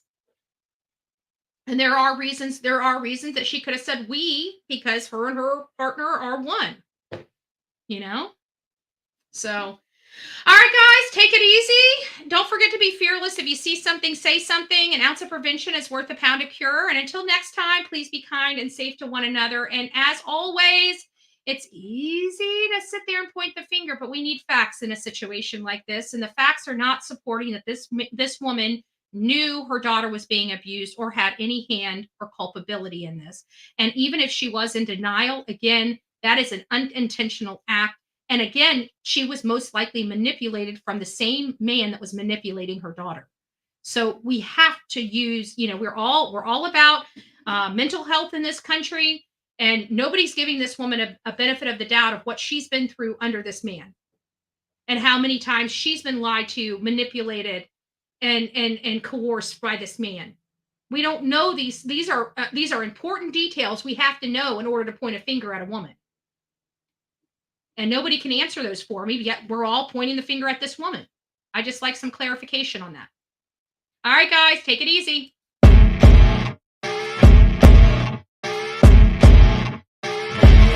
As you wake up in the morning, you want to find the latest, greatest information about criminal cases and have an intuitive conversation about the suspects associated with these cases. Head over to the Bullhorn Betty channel on YouTube.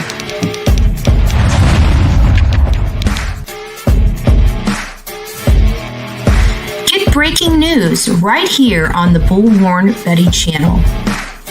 Welcome to the Bullhorn Betty Coffee Club. Enjoy your stay and enjoy your day.